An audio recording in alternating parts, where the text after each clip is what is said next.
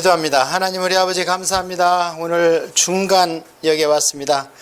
오늘 배울 열왕시대를 통해서 오늘날 교회의 모습과 또 교회의 일원이 된 저희들의 모습이 열왕 개인에 비추어져서 큰 교훈받는 시간 되게 하시옵소서.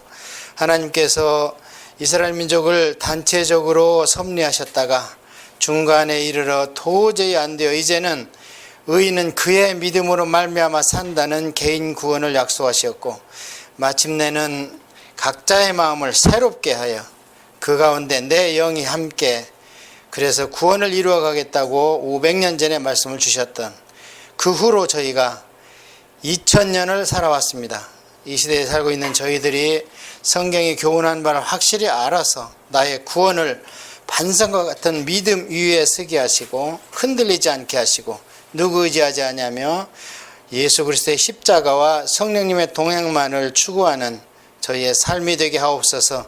그러기 위해서 오늘 주시는 이 신앙 생활의 교훈을 잘 깨달아 알아들을 수 있도록 학자의 마음을 허락하옵소서.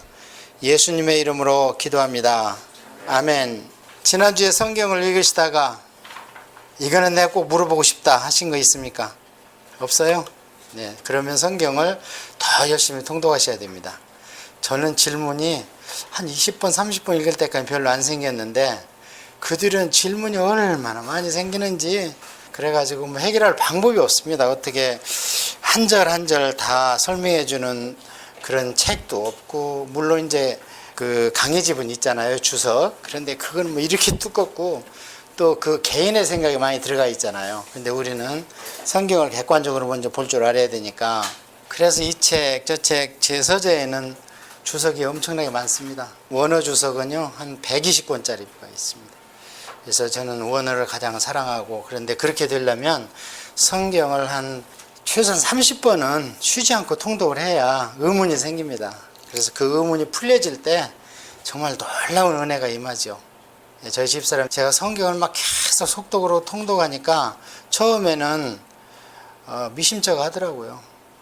성경은 정독을 하고 씹어 곱씹어 큐티를 하고 그래야 되는 것이지 어떻게 통독을 해서 되겠느냐. 그런데 나중에는 얼마 되지 않아서 통독이 얼마나 귀중한 것을 알고 본인이 더 난리를 피고, 뭐 지금도 막 열심히 통독을 하고 있습니다.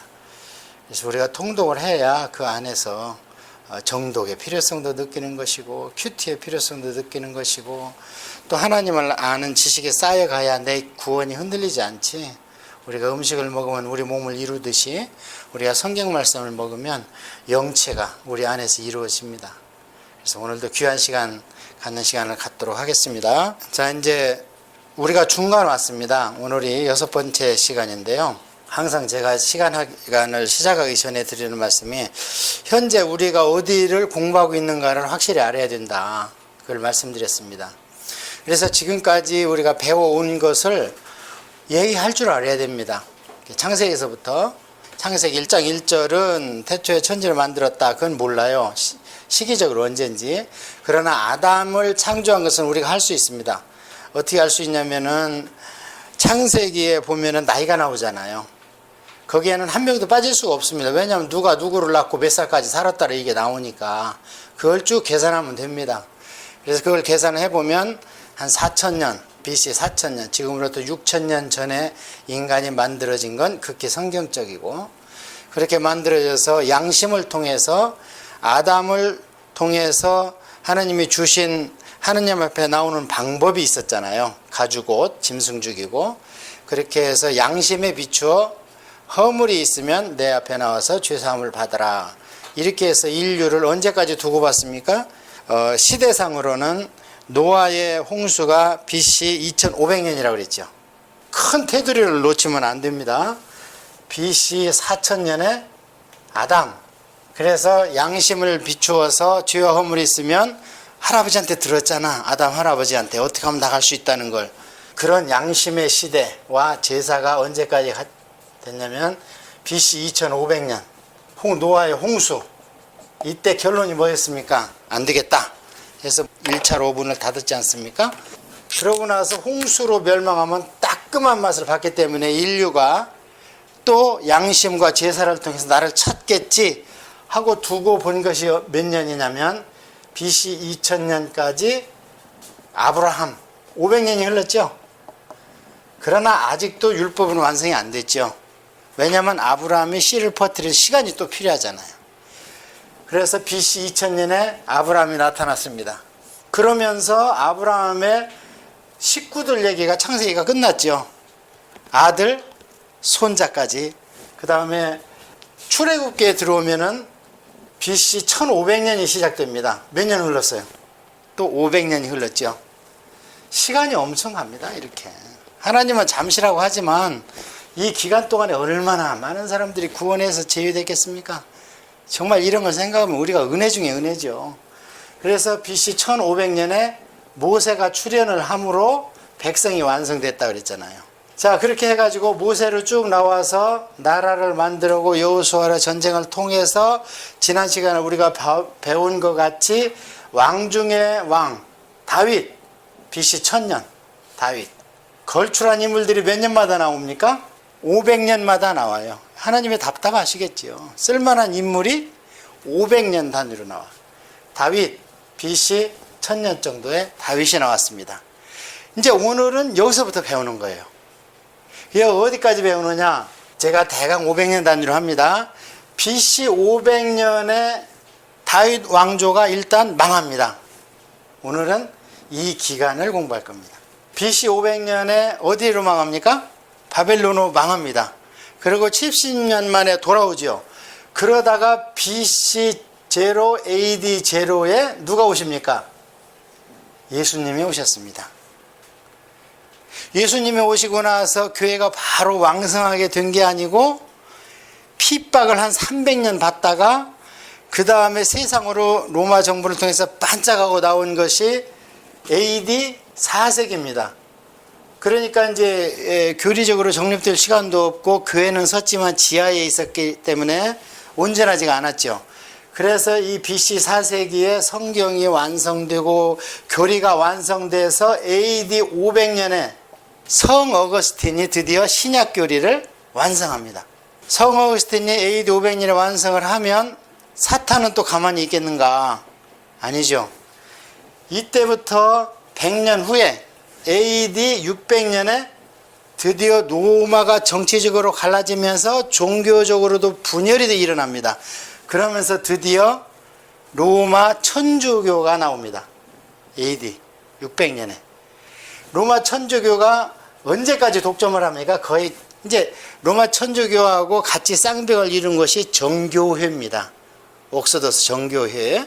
그렇지만 정교회는 세력이 작았잖아요. 그래서 로마 천주교가 1000년을 갑니다. 1000년을. 엄청나게 긴 기간을 갑니다. AD BC 0에서 레위지파나 이런 건 이제 다 끝났죠.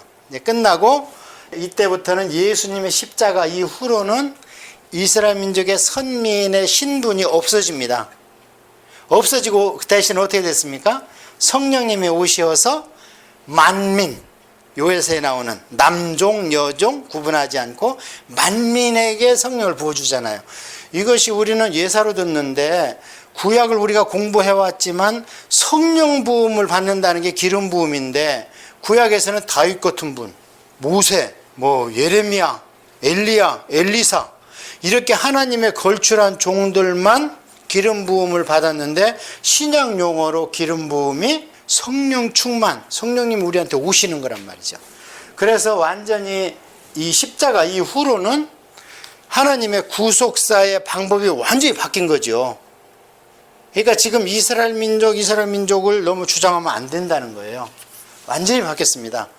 이것 때문에 예수님이 애가 타셨어요. 요한복음에 보면 성령을 받아야 되는데 성령을. 그래서 성령을 받으려면 전제 조건이 뭐냐? 죄인이 죄 없다 함을 받아야 되는 거예요. 죄인이 죄 있는 상태에서 성령을 받으면 죽어버린다 그랬잖아요. 그래서 죄인이 죄 없이 의롭다 함을 의롭지 않지만 의롭다 함이라도 받아야 그걸 핑계대고 성령님이 오시는 겁니다. 그런데 의롭다 함을 핑계댈 수 있는 것이 무엇인가? 십자가의 의를 내가 조차 빌리는 거죠. 그것은 이제 성경 용어로 그리스도 예수로 옷을 입은 겁니다, 우리가. 그래서 우리가 성령님이 오시는 거지, 우리가 뭘 잘하고 그런 게 전혀 없잖아요. 이렇게 얘기할 줄 알아야 돼요, 현재까지 온 거를. 자, 그래서 그것을 신약적 용어로 보면은 이스라엘 민족 태동이 교회의 형성이다. 그러면 이스라엘 민족이 완전히 국가가 이 땅에 3요소가 형성이 돼서 이 땅에 한 눈에 보이는 국가로 섰잖아요. 팔레스타인 땅에. 그것이 신약적 용어로 하면은 교회가 완전히 완성돼서 한 교회가 형성된 겁니다. 그래서 이스라엘 민족이 처음에 섰을 때는 하나님께서 중앙집권제였어요, 지파자치제였어요. 지파자치제였죠. 왜? 하나님이 보실 때 그게 훨씬 효율적이죠. 한 사람이 10명 앉혀놓고 공부시키는 거하고 한 사람이 100명, 1000명 앉혀놓고 공부시키는 거하고 효율적인 면에서 이거는 얘기가 안 되잖아요. 그래서 지파자치제를 원했던 것처럼 오늘날 이 시대에 하나님께서 교회를 지방마다 세우시는 거예요. 그러니까 구약에서도 지파자치제가 12지파로 나눠져 있었지만 하나님 눈에서 보면 한 국가였어요. 12국가였어요. 그게 하나님 눈에서는 한 국가였죠. 한 국가 밑에 12지파가 있었는데 너무 오랫동안 12지파가 나름대로 독립적 생활을 하다 보면 하나님의 법인 레위기가 달리 해석될 수 있으니까 7년에 한 번씩은 다 모여라. 초막 가지고 와서 광야에서 말씀을 통독하자. 이게 모세의 유언이라고 그랬잖아요. 그래야지 교리가 통일되는 거예요. 근데 거기에 그때 참석자의 자격을 보면 유치원생도 데려오라는 거예요. 유치. 뭐냐면 글을 못 써도 엄마 아빠 말귀만 알아들으면 갖다 앉혀놓고 그 다음에 말을 알아듣는 외국인도 데려다 놓으라는 거예요. 그만큼 교리, 이 엑기스적인 성경 교리 통독, 이게 그렇게 중요하다는 겁니다. 그래서 뭐 평소에는 장로교, 감리교, 성결교, 순복음 얘기할 수 있습니다. 그러나 성경을 벗어나지 않기 위해서는 그 모든 정통적인 교단을 어우르는 교회 협의라든지 이런 모임이 있잖아요, 목사님들도. 근데 이상한 이단들은 거기에 낄 수가 없잖아. 그런 것처럼. 그래서 오늘부터 공부하는 가운데에서는 우리가 무엇을 배워야 되냐면, 자, 그렇게 하나님께서 각 지교회를 세우고 내 혼자 왕이고 내 국가다 이렇게 구약의 지파제를 했는데 결국에 다시 중앙 집권제를 했던 것은 누구의 뜻이었습니까? 그 방법이 안 되니까. 우리가 사사기를 봤지만 그 방법이 안 되잖아요, 전혀. 사사기의 핵심은 뭐냐 한 단어로 얘기하면 왕이 아니고 자기의 소견, 인간의 소견대로 행했다는 거예요. 그래서 사사기에 그 가장 처절하게 타락한 세 가지가 있잖아요. 삼손 사건, 레위인과 단지파 사건, 레위인과 베냐민 지파 사건. 그게 핵심은 뭐냐? 교육이 틀려먹었다는 거예요. 왜 레위인을 거기다 껴놨겠어요? 꼭 단지파 얘기할 때도 껴놓고 베냐민 지파도 얘기할 때 껴놨겠어요? 레위 지파가 교육을 담당해야 되는데 틀려먹었다는 거예요. 그것을 하나님이 말씀하고 싶었던 거예요. 사사기에서는 핵심이. 그것을 오늘날 우리가 적용하면 그렇습니다. 하나님은 완전하십니까? 완전하지 않습니까? 하나님은 완전하시죠. 완전하십니다. 이 완전한 하나님이 인간한테 계시라는 것을 통해서, 계시라는 게 이제 언베일 또는 리버레이션 이래가지고 커튼을 제낀다는 뜻인데요. 여기까지 오는 완전하신 하나님이 인간 개인까지 오는 단계가 있습니다. 하나님이 영이시니까 무엇로 와야 되냐면 말씀으로 오셔야 되죠. 그래서 구약에도 레위기라는 법을 줬고 말씀을 안 들으면 선지자를 통해서 그때 주실 말씀을 주셨잖아요. 그래서 말씀으로 우리한테 오시는 겁니다. 이게 헬라어 철학적 용어로 로고스, 이렇게 이 방법분이 표현할 방법이 없습니다. 그래서 로고스라고 그러는 거예요. 그래서 이 말씀으로 오셨는데 레위기로 오셨잖아요. 레위기로. 그래서 레위기로 왔는데 레위기도 교리적인 측면이 있으니까 나중에는 이제 이 레위기가 정말 인카네이션 한 분이 예수님이시죠. 왜냐하면 레위기에 하나도 조척이 안 됐다고 하니까 레위기를 다 이루었다 이거죠. 다 순종하시고. 그래서 완전한 인카네이션, 그래서 말씀이 육신됐는데 그 말씀이 레위기가 육신이 됐다 이 말이죠. 자, 이게 말씀까지는 그럼 완전해요, 안 해요? 지금 우리 보니까 말씀까지 완전합니다. 그 오늘날 우리로 얘기하면 신구약 성경이 완전하게 인간의 지성이 미치는 범위 내에서 완전하게 하나님께서 리벌레이션 확 열어주셨어요. 계시하셨어요. 자, 그러면 이 말씀이 성도들한테 오기 전에 누구한테 맡겨졌습니까? 구약에는 레위인한테. 오늘날은 누구한테 맡겨졌습니까? 오늘날은 목사님들한테 맡겨진 겁니다. 자, 그러면 이제 이때는 제사장이 레위인들 공부시키고 레위인이 평민을 공부시켰는데, 오늘날은 이 성경 말씀을 목사님들 교육시키는 데가 어디입니까? 신학교죠, 신학교. 그렇잖아요. 말씀이 신학교를 통해서, 목사님을 통해서, 그 다음에 우리 백성들한테, 성도한테 온다 이 말이죠. 이 말씀, 온전하신 말씀, 온전하신 하나님이 백성한테 온전하게 전달되려면은 이 단계에 이물질이 끼면 돼야 안 돼요. 신학교나 또는 목사님한테 이물질이 끼면 원래 액기 쓰인 성경 말씀에 오점이 생기죠. 오류가 생길 수 있습니다. 이해하시죠? 예. 거꾸로 이걸 얘기하면 백성이 지금 방자다 이 말이에요. 그럼 백성을 고치려면 1차적으로 누가 바로 써야 돼, 말씀에. 성도가 제대로 신앙생활을 하려면 1차적으로 그 성도를 담당하고 있는 목사님이 극히 성경적으로 말씀을 배우고 습득하고 가르쳐야 되겠죠. 그렇다면 이 목사님을 다시 픽스하는 데는 어디예요? 신학교예요. 그렇잖아요. 신학교가 그런데 어떤 오류를 범하고 있는데, 신학교가 거가 수정이나 정정이나 픽스가 안 되면 장차 목사님이나 성도한테 소망이 있어요, 없어요? 소망이 없습니다. 그래서 신학교가 중요한 거예요. 이해하셨죠? 이 흐름을. 우리가 원하는 것은 우리가 잘못 배워서 나중에 하나님한테 야단맞든지, 심지어는 구원에서 제외돼서 지옥을 가더라도 하나님께서 책임을 누구한테 묻느냐? 개개인한테 묻는다는 겁니다. 자, 예수님 뭐라고 그랬습니까? 소경이 소경을 인도하면 따라간 사람이 정상참작이 된다고 합니까? 아니면 같이 구렁텅이에 빠진다 그래요? 같이 빠지는 겁니다. 같이. 그래서 더군다나 신약 성도는 제사장이기 때문에 성령님이 우리 안에 와 계시기 때문에 우리가 열심히 공부하면 성령님이 우리한테 생각나게 해주신다고 그러잖아요, 예수님이. 제자들이 IQ가 별로 촌 사람들이라 좋지도 않은데 어떻게 그렇게 예수님하고 3년 동안 공부한 거를 다 기록했습니까? 성령님이 생각나게 해주신다 그랬잖아요, 예수님이. 그래서 이분들이 성령님의 감동을 받아서 기록했기 때문에 세세한 것까지 다 기록된 겁니다. 사복음서에. 이해하셨죠? 그런데 오늘날 신학교가 유럽에서부터 잘못돼 나간다 이 말이에요. 하버드, 예일, 또 그 영국에 있는 옥스퍼드, 캠브리지 이런 데가 무엇로 시작했습니까? 대학이 처음에 신학교입니다. 다 그게. 신학교로 시작했으면 신학교로까지 가야 되는데 신학교로 시작해서 명성을 얻으니까 과를 자꾸 만들어. 인문학 과를. 철학도 만들고 과학도 만들고 그래가지고 종합대학이 됐잖아요.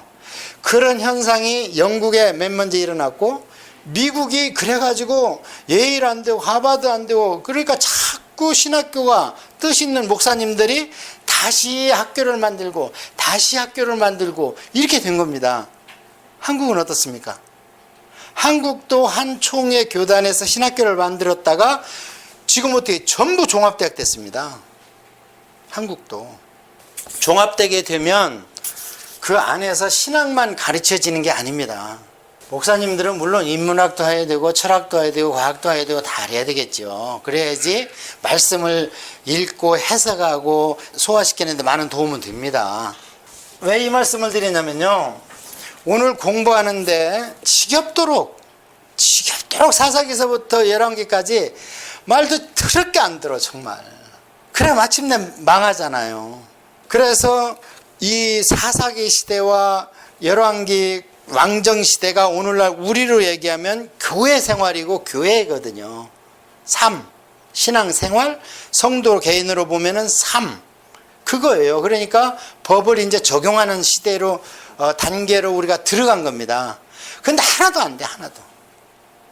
그래서 우리가 여러분이 열왕기를 딱 통독하다 보면요, 그나마 율법 얘기하고 절기를 지켰다 얘기 나오면 그 왕은 하나님 이뻐합니다.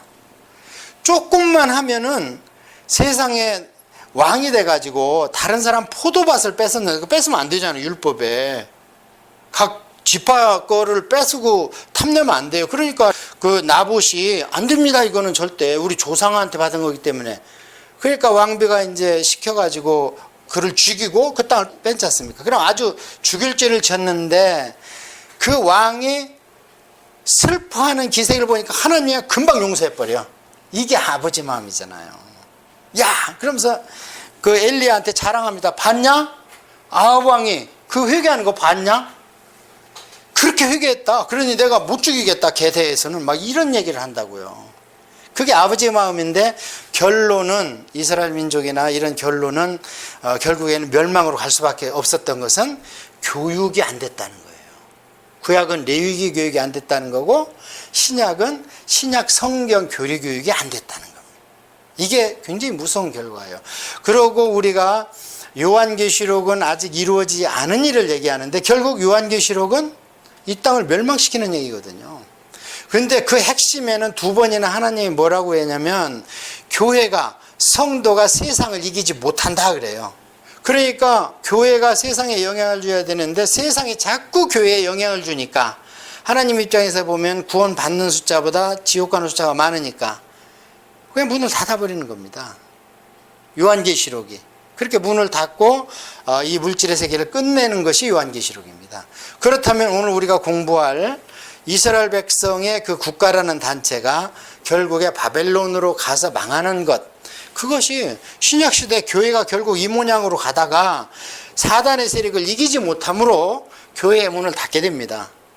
닫을 때 이제 예수님께서 하늘에 강림하셔서 휴거시키시고 마지막에 이 땅을 멸해버리고 한번 또 제3세대로 싹수가 있을까 하고 허락하는 게 천년왕국입니다.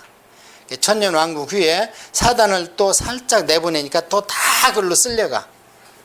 그러니까 도저히 안 되겠다 싶어가지고 하늘에서 불이 내려와서 살라버리고 우리는 영적 세계로 들어가는데 이것은 뭐 마태도 그렇게 얘기했고 베드로도 그렇게 얘기했고 요한계시록을 쓴 사도 요한을 통해서도 그렇게 말씀하셨으니까 이건 영락없는 장래의 일이죠. 너무 겁먹을 거 없습니다. 왜냐하면 우리는 이미 구원 받았기 때문에 그런 일이 없다면 우리가 슬퍼해야 됩니다. 요한계시록 같은 멸망의 일이 없다면요 우리가 슬퍼해야 돼요. 우리 믿음이 뭡니까?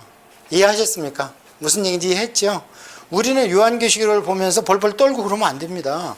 요한계시록을 사도 요한이 요한계시록은 사탄의 멸망시키는 사탄의 멸망기다 그렇게 말씀을 하시니까요. 자, 이제 솔로몬 얘기부터 또 하겠습니다.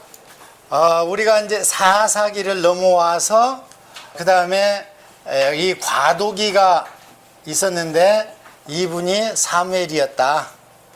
그 다음에 이제는 국가로 가자. 이제 사사기 집하지 안 된다. 중앙집권제로 가자. 했을 때 왕정이 시작된다.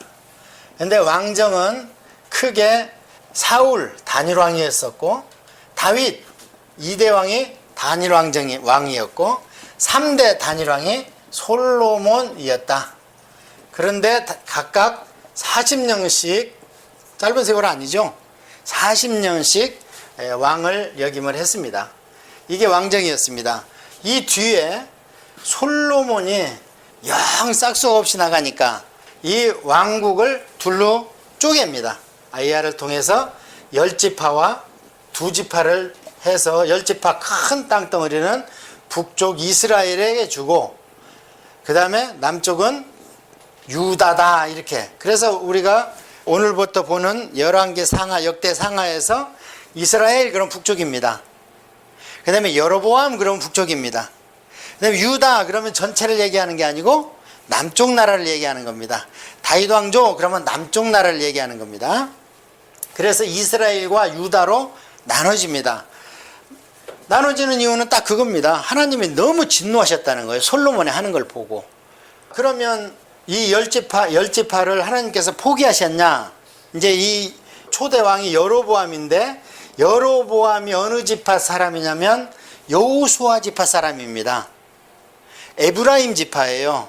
요셉의 그 이제 두째 아들이지만 장자권을 이렇게 할아버지가 축복하는 바람에, 그래서 육적 장자를 갖고 있는 그 지파에서 시작을 했는데, 하나님께서 여로보암을 만나십니다. 만나가지고 다윗과 한 약속을 그대로 지키면 너도 여전히 내가 사랑한다. 그런데 어떻게 해요? 여로보암이 바로 변절을 해버리잖아요. 그러고 나서 이 유다한테는 열 지파를 가차없이 내가 이렇게 분리시키는 걸 봐라. 나는 공이라는 게 있다. 사랑만 있는 게 아니고. 이게 잘못은 반드시 내가 죄를 정하고 책임을 묻겠다. 그렇게 하면서 계속 이 거울 본보기로 유다 지파한테 워닝을 하지만 역시 말을 안 듣습니다. 이유는 한 가지예요. 배부르고 등 따숩게 되니까 하나님을 멀리하는 겁니다. 그래서 이게 언제냐면은 BC 930년경입니다. 930년. 그래서 북쪽 열 지파도 계속 하나님 말씀을 안 들으니까 하나님께서 얼마를 두고 보느냐? 200년을 두고 봅니다. 그러면서 선지자를 계속 보내요. 그래서 여기에 보낸 대표적인 선지자가 누구냐면 하나님 말씀을 받아서 인간의 언어로 선포하는 게 선지자예요. 그러니까 하나님입니다. 말하자면 그 입에서 나오는 말씀이. 그래서 여기에 대표적인 선지자가 우리가 잘 아는 엘리야, 엘리사. 그렇게 센 선지자와 능력자가 나타났다는 얘기는 그만큼 악한 놈들도 세다는 겁니다. 예. 그래서 200년을 두고 보다가 안 돼서 북쪽 오랑캐 아수르를 데려다가 멸망시켜버리죠. 멸망시켜버리면서 유다한테 또 워닝을 합니다. 봐라, 잘해야 되겠지? 너희들 여기 멸망시켰는데 너희들 지금 하는 거 보니까 북쪽은 내가 괜히 멸망시켰다는 생각이 든다. 너희들 죄악에 비하면 이건 아무것도 아니다. 근데 너희들은 내가 멸망을 못 시키는 이유는 다윗하고 한 약속 때문에, 그리고 창세기의 여자의 후손 약속 때문에 내가 그 연줄을 끊지 못하는 것이다. 이렇게 말씀을 하십니다. 그러면 이 밑에 두 지파인 유다 왕조, 다윗 왕조, 메시아 왕조가 정신을 바짝 차려야 되는데 그렇지를 못하고 150년 하나님을 두고 보는데 계속 여기도 싹수가 없이 가니까 결국에 청송가못으로 보내버려요. 그러니까 여기는 350년 지속된 거죠. 그때쯤 됐을 때는 이 아시리아는 이미 망했습니다. 바벨론한테. 왜 망했냐면 북쪽의 열 지파를 손만 보라고 그랬는데 완전히 죽여버렸어요. 그냥 죽였다는 얘기는 북이스라엘을 침략한 아수르가 인구 분산 정책을 썼습니다. 스탈린처럼. 왜냐면 그 제국에서는 그게 마음이 편하거든요. 이 짝 사는 사람 일로 데려다 심어놓고 이 짝 사는 사람 저 짝 갖다 심어놓으면 연고가 없고 서로 힘을 못 쓰잖아요. 그래 아수르가 인구 분산 정책을 썼어. 하나님 입장에서 보면은 내 자식을 그냥 손만 보랬는데 죽여버린 거예요. 너무 세게 쳤다는 거예요. 성경에 보면. 그래서 이 아수르를 치기 위해서 바벨론을 일으켰습니다. 하나님께서. 그래서 바벨론을 일으켜서 북이스라엘을 멸망시킨 아수르를 멸망시켰습니다.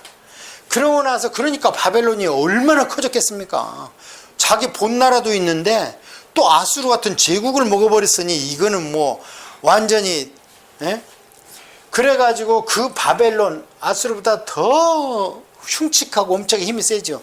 거기를 시켜서 유다를 70년간 꼼짝 못하게 그냥 바벨론 자기 수도로 이전시켜서 그 다음에 이제 없앨 수 없으니까 형량이 70년 감옥이었거든요. 70년 온도를 해서 하나님께서 센텐스를 예레미야서의 25장에 너희들 내가 계산해 보니까 70년 살아야 되겠다 가서.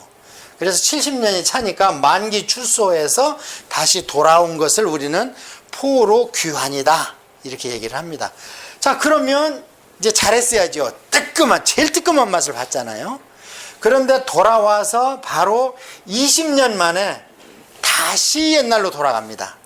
다시 옛날로 돌아간다는 얘기는 하나님의 레위기 말씀을 잘 지켜서 구원을 유지하는 게 아니고 그냥 발로 하나님의 제단만 가고 제물 바치라는 애가 그냥 눈 빠진 거, 귀 먹은 거, 뭐 절름발이 이런 거 갖다가 하나님 잡수세요 하고 잡아주겨 자기가 쓸모없는 것만, 그게 말락입니다.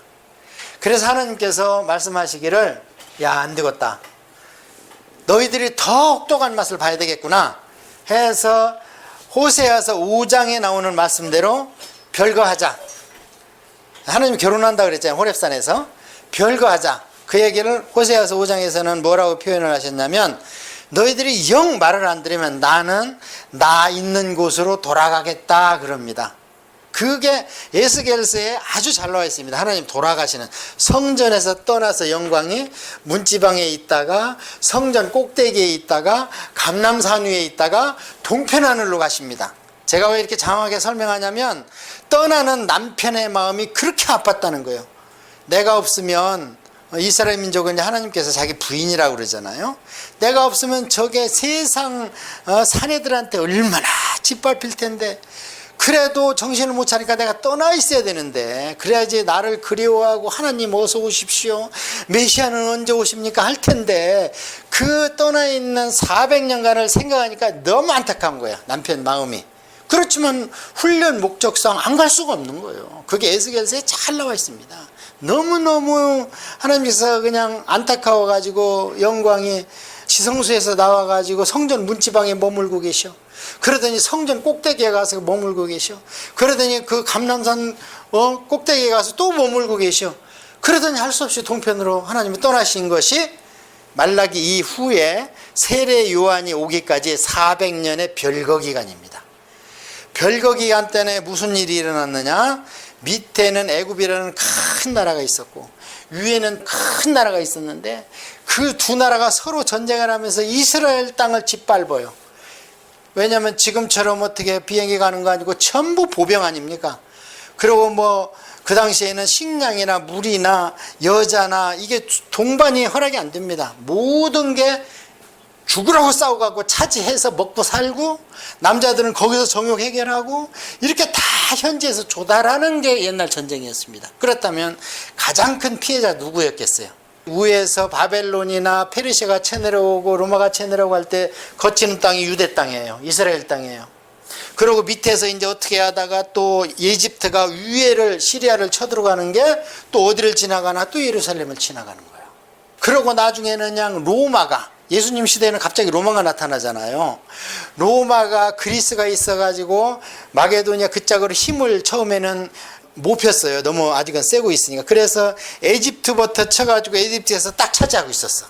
그래서 이 에집트에 차고 있던 로마, 그 다음에 위에 있던, 아직도 남아있던 그 시리아에 있던, 터키에 있던, 그리스에 아직도 북쪽에 남아있는 알렉산더 휘하에 있던 셀주크라는 왕국, 그 셀주크가 이제 터키가 된 거예요. 또 둘이 붙어. 그럼 또 어디가 초토화됩니까? 또 모든 게 현지 조달이니까. 그래서 또 그 아무것도 먹을 거 없는 평야냐고, 이스라엘 평야 그거 하나 있는데 그것도 다 뺏기는 거예요. 다. 몇 년 동안을? 400년. 근데 그 두 나라 전쟁을 몇 년 했느냐? 150년.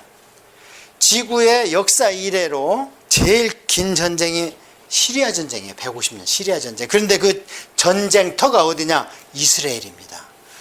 이스라엘. 하나님이 내 장남이라고 하는, 장자라고 하는 이스라엘 땅이었습니다. 그런 것을 얘기하고 있는 것이 성경이라는 거예요. 이제 어느 정도 오늘 공부할 걸 감을 잡으셨을 겁니다. 그러니까 위 북이스라엘은 BC 930년에 해서 200년 동안 20명의 왕이 있었다. 남쪽 유다 다윗 왕조는 350년간에 또한 20명의 왕이 있었다.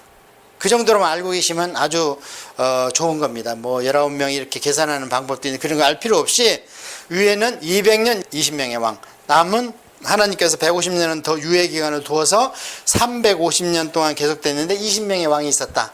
그러다 결국에 둘 다 망했다. 위는 완전히 안개처럼 흩어졌고, 밑에는 그나마 70년 감옥 속에 갔다가 바벨론에서 다시 만기 출소해가지고 귀환을 했다. 그래서 성전을 다시 복구했다. 이렇게 알고 계시면 됩니다. 그런 맥락을 알고 계시면 되고요. 우리가 중요한 것은 왕을 외운다든지, 예? 또는 뭐 그 사람 이름을 외운다든지, 이 사람 라스트 네임도 없어요. 그러니까 맨날 누구의 아들 이렇게 나오잖아요. 안 그러면 그 이름이 똑같으니까. 성경 공부 웬만히 해서는 잘 몰라. 막 예레미야가 여기도 나왔다 저기도 나왔다 막. 그래서 누구의 아들 요걸 봐야 돼. 오늘 공부할 왕정기가 복잡은 해요. 그런데 줄기만 딱 잡으면 돼요. 뭔 줄기를 잡으면 되냐? 무슨 죄를 지면 하나님이 야단치냐, 또 무슨 일을 하면 하나님이 기뻐하시고 그에게 복을 주시고 능력을 주시냐, 이걸 보시면 됩니다. 그래서 오늘 그걸 좀 볼 겁니다. 교재는 6주를 한번 펴보세요. 6주. 오늘 이제 쭉 공부할 것이 아까 얘기한 솔로몬을 잠깐 공부하고요. 그 다음에 분열을 공부하고요. 930년에 분열된 걸 공부하고, 그 다음에 북이스라엘이 BC 722년에 아시리아 망하는 거, 여기까지 좀 보고요. 그 다음에 남쪽 유다가 이거보다는 150년 더 가서 BC 586년에 바벨론한테 망하는 거, 잡혀가는 거, 요걸 좀 공부를 하고요. 그래서 이거를 이제 분열 왕정기, 이 망하는 데를 포로기 이렇게 얘기하고요. 여기는 이제 안개처럼 분산돼 버렸어요. 없어졌습니다. 그 다음에 여기는 하나님의 그 다윗 왕조고 예수님의 족보고 메시아의 족보이기 때문에 명맥은 유지를 해주죠. 그래서 70년 후에 귀환을 합니다. 만기가 차서 귀환을 해요. 그래 이것을 우리가 귀환기 이렇게 얘기를 합니다. 그래서 오늘 공부할 것은 여기에서 시작해서 이 두 나라가 남북이 공존했던 기간이 그럼 몇 년입니까? 200년이죠. 북쪽이 200년 됐고 남쪽이 350년 됐으니까 그 공존기에 형제간에 무슨 짓들을 했는가, 하나님 앞에서 어떤 죄를 저질렀는가, 요걸 볼 겁니다. 그러고 나서 북쪽이 망하고 나서 150년간, 이때가 누구냐면 우리가 잘 아는 히스기야 왕 때입니다. 생명 연장한 거. 우리 항상 생명 연장 받은 것만 알고 있어. 히스기야 얘기하면. 어떤 분들은 히스기야를 가지고 박사 논문을 쓰는데 우리는 얘기하라고 그러면 생명 연장 받았잖아, 이것만 알고 있어요. 역사적인 인물입니다, 히스기야가. 그러다가 이 망하는 얘기, 북쪽 이스라엘이 망하는 얘기는 잠깐 나와버려요, 그냥. 왜냐면 남쪽 때문에 망하거든. 남쪽이 오랑캐를 불러들이니까 저놈 좀 한번 죄박아 주시오 했더니 와서 그냥 죄박아 버렸거든. 그래 망했다는 거예요. 그 다음에 이 남쪽은 이 망하는 얘기가 길게 나옵니다. 왜냐면 하나님께서 웬만하면 자꾸 유예시켜 주거든요. 웬만하면 빨리 정신 차리라, 돌아와라 이렇게 하고. 그런데 안 돼. 그래서 할 수 없이 나중에 시드기야 왕 때 BC 586년에 바벨론에 잡혀가는 이야기. 그래서 이것도 1차, 2차, 3차 망하고 나서 또 4차 이렇게 여러 번 잡아가요. 기회를 많이 준 겁니다. 그렇잖아요. 1차 잡아가, 2차 잡아가, 3차 망해. 이게 각각 10년의 텀이 있습니다. 10년이 짧습니까? 아니잖아요.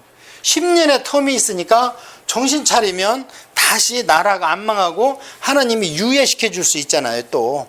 자, 이렇게 해서 이제 망해서 여기 70년 동안에 무슨 일이 있었는가? 그게 에스더서입니다. 망해서 바벨론에서 무슨 일이 있었는가? 그게 에스더서입니다.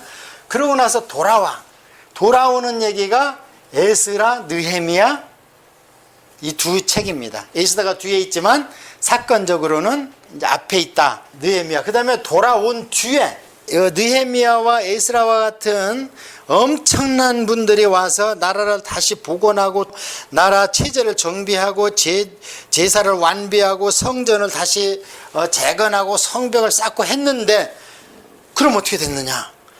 20년 후에 그 상황을 기록한 게 말락입니다. 그분들도 돌아가셔야 되잖아요, 사람이라. 돌아가시고 한 20년 후에 그때 종교적 정치적 상황이 어땠느냐 한 것을 기록한 게 말락입니다. 그래서 말락의 결론은 문 닫는다. 그러고 사람들이 메시아가 올 때까지, 메시아를 기다릴 때까지 문 닫는다 하면서 말라기가 딱 문을 닫지 않습니까?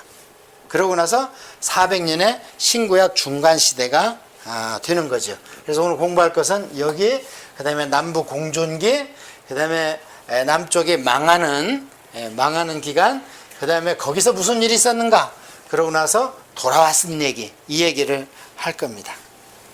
큰 테두리 잡았죠? 그래서 이 안에 있었던 얘기가 열왕기 상하, 역대 상하. 이제 역대 상은 사실은 이제 다윗 얘기니까 이 앞에로 가고, 역대하, 그 다음에 열왕기 상하.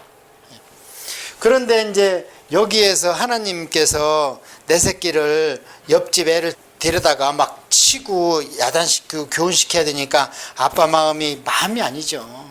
그래서 사실 말씀이 많으니까 선지자를 통해서 막 말씀을 하시다 보니까 역사서보다 선지서가 더 많아. 성경에 선지서가 17권인데 그게 다 하나님 말씀이잖아요. 그래서 누차 말씀드리지만 우리가 가지고 있는 희노애락의 모든 감정이 어디에서 발원했습니까? 누가 만들었어요? 하나님이 만드셨잖아요. 우리 인간을 만들 때. 그렇다면 희노애락의 감정이 하나님한테 있겠어요? 없겠어요? 당연히 있죠. 당신한테 없는 걸 어떻게 만듭니까? 그러니까 시편에 잘 표현되어 있잖아요. 눈을 만든 자가 보지 아니하시리. 하나님 눈 없잖아요. 본다는 거예요. 하나님께서 보시는 법칙을 입체화시킨 것이 우리 눈이란 말이죠. 귀를 만든 자가 듣지 아니하시랴. 하나님 귀 있어요? 영인데 없지요. 들으신다는 거예요. 그 들으시는 원리를 3D 프린트로 입체화시킨 게 우리 귀입니다. 앞에는요, 솔로몬이 처음부터 잘못한 게 아닙니다. 너무 잘했습니다. 너무 잘했어요. 왜 잘했냐? 아버지 다윗 같은 위대한 왕 밑에서 제가 계산하니까 솔로몬이 한 20대 초반의 왕이 됐습니다. 다윗과 밧세바 사건이 일어났을 때 큰아들은 죽었잖아요. 그러고 나서 우리는 앞에 이 열왕기서만 보면은 솔로몬이 둘째 아들인 줄 알고 있어요. 그런데 역대기에 보면은 다윗과 밧세바 사이에서 그 뒤에 아들을 4명 더 납니다. 그 중에 하나가 이제 나단이라고 예수님 어머니의 족보입니다. 그런데 그 4아들 중에서 막둥이가 솔로몬이에요. 그러니까 솔로몬은 육적으로 쳐서는 왕이 될 만한 서열이 아니었습니다. 그래서 아도니아 사건이 나는 거고요. 자, 열왕기 상에서부터 솔로몬 얘기가 시작되는데 앞에는 뭐 잘 하고 있으니까 막 하나님께서 꿈에도 나타나시고 뭐 이렇게 하시고 1장에 이제 열왕기 1장에서는 아직 다윗이 살아 있죠. 상 1장에서는. 그러다가 그 아도니아가 왕자의 난을 일으켜서 지멋대로 왕을 하려고 그러니까 나단 선지자와 함께 이제 밧세바가 솔로몬을 왕을 시키고 그다음에 천하의 호걸이었던 다윗인 줄 알았는데 나중에 임종직 자네는 솔로몬을 왕을 시켜놓고는 데려다가 살생부를 주죠. 그게 우리하고 똑같다는 겁니다. 미운 감정이 아직도 있습니다. 시므이 같이 자기 욕한 사람. 자, 그렇게 하고 나서 솔로몬의 영화가 계속됩니다. 영화가 계속되다가 솔로몬이 성전을 건축하고 하나님께서 어디에서 딱 마음이 변하시냐면 11장 10장까지는 솔로몬의 영광입니다. 거기까지는 잘했어요. 그리고 이제 자리를 딱 잡았어요. 11장을 정점을 해서 솔로몬은 완전히 쇠퇴입니다. 그런데 우리가 생각할 때에 솔로몬의 부귀 영화가 쇠퇴한다 이렇게 생각하시면 안 돼요. 그건 더 번창합니다. 뭐가 쇠퇴하냐? 영적으로 쇠퇴한다는 거예요. 왜 쇠퇴를 하는가? 1절입니다. 11장 1절 열왕기 상. 이게 이제 제일 중요해요. 왜 하나님께서 나라를 쪼갰는가? 솔로몬 왕이 바로의 딸 위에 이방의 많은 여인을 사랑하였으니 곧 모함과 암몬과 에돔과 시온과 헷 여인이라. 여호와께서 일찍이 이 여러 백성에 대하여 이스라엘 자손에게 말씀하시기를 너희는 그들과 서로 통혼하지 말며 그들도 너희와 서로 통혼하지 마라. 그들이 반드시 너희의 마음을 돌려 그들의 신을 따르게 하리라 하셨으니 솔로몬이 그들을 사랑하였습니다. 왕은 후궁이 700이요 첩이 300이라. 몇 명입니까? 1000명입니다. 그런데 솔로몬이 이들을 사랑해서 그랬느냐? 아니라는 정략기론한 겁니다. 그래서 솔로몬 왕이 맨 처음에 계속 나오는 게 누구냐? 애굽의 공주를 데려왔다는 거예요. 옛날 같으면 엄두도 못 내죠. 어떻게 이스라엘이 종노릇하던 제국의 딸을 내 부인으로 데려옵니까? 예, 그 정도로 했다는 거예요. 자, 열왕기 상 11장 9절 솔로몬이 마음을 돌려 이스라엘의 하나님 여호와를 떠남으로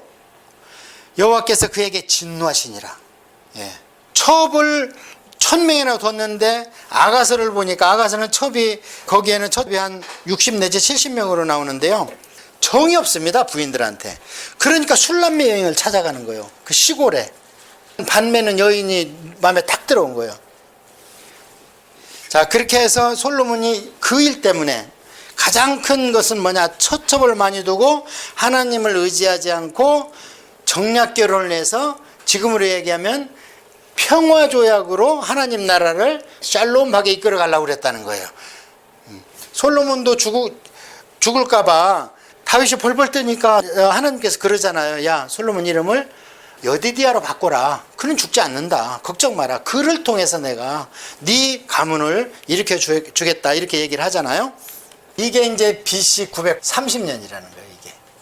자, 그렇게 하고 이제 여러분께서 집에 가서 성경을 통독하시고요. 제가 준 열왕 도표가 있습니다. 열왕 도표. 이제 어떤 일이 아까 그 남북 공존기에 어떤 일이 일어나는 것은 이 열왕 도표를 좌우를 보면 돼요. 이 보는 방법을 제가 말씀드리겠습니다. 좌측에 있는 게 남쪽 유다다 이렇게 써 있죠. 좌측에 그 한가운데를 중심으로 해서 좌측이 남쪽 유다입니다. 그리고 우측이 북이스라엘 이렇게 써 있죠. 그 한 장 넘겨보세요. 한 장 넘겨보면 이게 이 도표가 계속되는데 한 편만 써 있죠. 거의 한 편만 써 있죠. 그러니까 북이스라엘은 일찍이 망했다는 거잖아요. 아까 얘기한 대로 한 200년 가다가 망했다는 거고, 그 길게 된 게 한 150년이 더 계속됐다 이렇게 보시면 됩니다. 자, 왕의 이름은 여러분이 그 일부러 외우려고 할 필요는 없고요. 제가 설명하는 죄악의 형태, 왜 하나님이 이걸 싫어했고 그때 이제 그 선지자들을 통해서 하나님이 어떤 마음을 전해줬는가를 오늘 전해드릴 거예요. 그러고 나서 다음 시간에 선지서를 할 겁니다. 선지서를 하면 하나님의 희노애락의 감정이 다 드러납니다. 신약에는 안 나옵니다. 이런 감정이. 왜 안 나오냐면 예수님의 십자가 때문에 안 나와요. 다 덮어놨어요. 예수님의 십자가가 너무 커가지고. 자, 그래서 그 남쪽 유다 그 좌편을 보면은 1, 2, 3, 4가 쭉 세로로 써 있죠. 그게 1대, 2대, 3대, 4대 왕입니다. 그 다음에 나와 있는 게 아비야, 아사, 여호사밧, 여호람, 이게 왕의 이름입니다. 남쪽 나라 왕의 이름이에요. 그런데 어떤 것은 굵은 글씨로 돼 있고 어떤 것은 일반 글씨로 돼 있죠. 굵은 글씨로 돼 있는 왕이 앞에 제가 괄호치고 선 이렇게 써놨죠. 비교적 착한 왕이다 이런 뜻입니다. 거기까지 찾으셨습니까? 왕의 이름이 어떤 것은 일반 필체인데 어떤 것은 굵게 나왔잖아요. 괄호치고 선이라고 써 있는 게 있어요. 그게 선왕입니다. 그 다음에 나오는 게 이 왕에 대한 중요한 사건입니다. 그 당시에. 자, 그러고 그 사건 개요 다음에 나와 있는 게 그 왕이 주기 연대예요. 그건 별로 중요하지 않습니다. 그런데 그 칸에 중요한 게 있습니다. 쭉 내려오다 보면 오바댜 써 있죠. 또 내려오다 보면 요엘 이렇게 써 있죠. 찾으셨습니까? 그 다음에 내려오다 보면 이사야 이렇게 써 있죠. 남쪽 유다 왕조의 연도표 난에 선지자의 이름이라고 그래 써 있어요. 그게 선지자입니다. 그 당시에 그게 그 왕이 잘못하니까 선지자로 이렇게 얘기를 한 거고, 그 다음에 우측에 북이스라엘 돼 있죠. 우측에 북이스라엘이 처음에 나온 게 연대, 그 다음에 그 왕의 치적, 그 다음에 왕의 이름. 그런데 그 왕의 이름 괄호 속에 쿠 이렇게 써 있는 게 있죠. 쿠. 그게 쿠데타입니다. 근데 남쪽에는 쿠자가 하나도 없어요. 왜 없냐면 다윗 왕조의 족보해야 되기 때문에 다른 사람이 왕을 하면 안 됩니다. 거기에 보면 7대 왕이 아달랴인데 여기만 예외예요. 예, 그래서 아까 제가 20명의 왕 그랬는데 어떤 분들은 이 아달랴가 여자기 때문에 이 왕에 넣지 말자 해서 19명으로도 얘기를 하지만 넣어야 됩니다. 왜냐하면 여기 아달랴가 짧은 기간이 아니고 7년을 집권을 했는데 그러면 왕이 없던 시기가 돼버리잖아요. 그래서 통상적으로 왕으로 칩니다. 아달랴 여왕으로. 근데 이건 다윗 족보가 아닙니다. 우리 좀 이따 공부할 거예요. 자, 그리고 그 북이스라엘은 쿠자가 8번 써 있을 겁니다. 쿠데타가 8번 나고 그러면 왕조는 9왕조라는 거죠. 맨 처음 왕조가 있었고 뒤집고 8번 뒤집혔으니까. 그러니까 북이스라엘을 보면서 뭘 보면 되냐면 아주 세상적인 양육강식의 방법입니다. 여기는 북이스라엘은. 남쪽 유다는 하나님 섭리 안에 보존된 족보의 왕조고. 자, 이제 그걸 보시고 제가 쭉 그 성경 통독하면서 추려놓은 것을 설명드리겠습니다. 르호보암이 남쪽 유다 왕이 됐는데요. 르호보암이 그 아들 이름이 아비야입니다. 그래서 왕이 됐고, 여로보암은 아비야라는 아들이 있는데 죽어버렸어요. 왜 죽어버렸냐면 나라를 비록 교육 목적상 내가 분리는 하지만 네가 다윗의 길로만 간다면 너에게도 동일한 복을 주겠다 그랬거든요. 그런데 여로보암이 가자마자 어떻게 했어요? 38선을 딱 그어버렸죠. 그어버리고 이 사람들이 이제 역대기를 보면 자세히 나와요. 남쪽으로 자꾸 남하를 해. 일사후퇴 때처럼. 왜냐하면 딱 가려놨지만 북쪽에 있는 사람들 가운데에서도 하나님을 경외하는 분들이 있겠죠. 그러면 남쪽에 성전에 갔다가 안 와버리는 거예요. 그러니까 신의주나 의주나 뭐 평양에서 서울 왔다가 안 와버리는 거예요. 그래서 그걸 막기 위해서 38선을 딱 쳐놓고 그것만 쳐놓으면 백성들한테 핑곗거리가 없으니까 저 북쪽에 지금은 낮은 선봉지구에다가 단을 하나 놔. 우상 금송아지 단을 하나 세워놓고 밑에다가 베델에다가 또 금송아지 우상을 세워놓고 이게 여호와니까 여호와서 제사하면 된다. 그러고 레위 지파는 전부 쫓아내버려. 여로보암 마음에 안 드는 거예요. 그래서 암송아지 2마리하고 뭐 새끼 염소 몇 마리 갖고 오면은 너 제사장에 하고 매관매직을 합니다. 그러고 우리가 공부했던 절기 7대 절기 있죠. 그 중에서 3대 절기는 굉장히 중요하다고 그랬잖아요. 그 중에서 제일 중요한 게 7월 달에 있습니다. 대속제일이 있고, 대속제일 있잖아요. 나팔절로 시작해서 대속제일을 지나다가 초막절, 장막절이 그때 있잖아요. 7월 달에. 그 절기를 한 달 미룹니다. 뒤로. 자, 그래서 성경에 보면 참 묘하게 표시가 되어 있습니다. 비슷하지만 아니라는 거예요. 한 달 밀어놓고 절기라고도 재워놓고 하나님이라고 금송아지를 만들어 놔서 있을 건 다 있어. 그런데 실제로 보면 아니야. 그래서 우리가 비슷하지만 아닌 걸 한문으로 뭐라 그래요? 사이비. 유사하지만 그러나 비 아닐 비. 그래서 사이비 종교가 나온 겁니다. 그래서 여로보암은 사이비 종교의 교주, 일대 교주. 그렇게 하니까 그 아들이 똑같이 아비야인데 아들이 죽습니다. 자, 그렇게 하고 나서 이제 남쪽 유다의 아사왕이 아사왕은 처음에는 하나님 거기에 율법과 명령을 지켰다고 그랬죠. 그럼 하나님 복을 주시겠어요? 안 주시겠어요? 복을 주시죠. 하나님 복을 못 주셔서 안달이지. 이게 복을 주시다가 그 다음에 하나님께서 그 위쪽에 거기 아람에다가 한번 줄쳐보세요. 드디어 하나님의 몽둥이가 나타나기 시작합니다. 이제 말 안 들으면 위쪽에 큰 나라를 들고 몽둥이질을 할 겁니다. 정신 차리라고. 지중해가 이렇게 있고요. 이제 위쪽에 오랑캐를 그려야 되니까 이스라엘이 조그만하게 그릴게요. 이게 갈릴리 호수 보입니까? 이게 사해입니다. 자, 여기가 홍해가 이렇게 흐르면 여기는 이집트입니다. 밑에는. 자, 우리로 생각하면 돼요. 일본입니다. 우리 못된 문화가 다 일본에서 오잖아요. 그래서 이집트는 성경에서도 세상으로 표시되고 위쪽 나라 바벨론은 영적으로 표시됩니다. 영적, 이방 종교로. 자, 그래서 이게 이스라엘이라고 치면 이 짝의 큰 나라들이 계속 들어옵니다. 그래서 지금까지는 이 위에가 메소포타미아, 유프라테스 이래서 아람족이 별로 힘이 없이 살고 있었습니다. 근데 하나님께서 우리가 사사기를 공부할 때에 여기에 7족속 가운데에서 몇을 남겨놓는다 그러죠. 그러면서 시험한다 그러잖아요. 너희들이 믿음이 있나 없나 내가 너희를 시험하겠다. 그런데 옆구리에 가시와 찔레라고 표현이 되어 있습니다. 이 같이 팔레스타인에서 있던 7족속의 가나안 족속은 하나님이 남겨놓는다는 거예요. 왜냐하면 너희들이 믿음이 있나 없나 내가 시험하기 위해서 남겨놨다는 거예요. 근데 좀 센 걸 남겨놨어. 골리앗 같은 걸 남겨놔가지고. 하나님 보통 그런 걸 남겨놔. 우리를 그냥 메뚜기로 안 봐요. 하나님이 볼 때는 우리는 그냥 큰 독수리로 보나 봐. 시험용으로 남겨놓은 게 골리앗이에요. 그걸 때려잡은 게 다윗이고.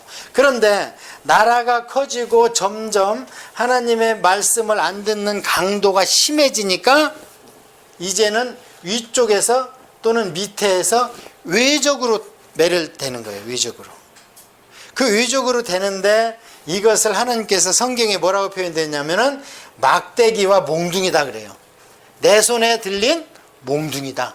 몽둥이다. 이렇게 표현이 돼 있죠.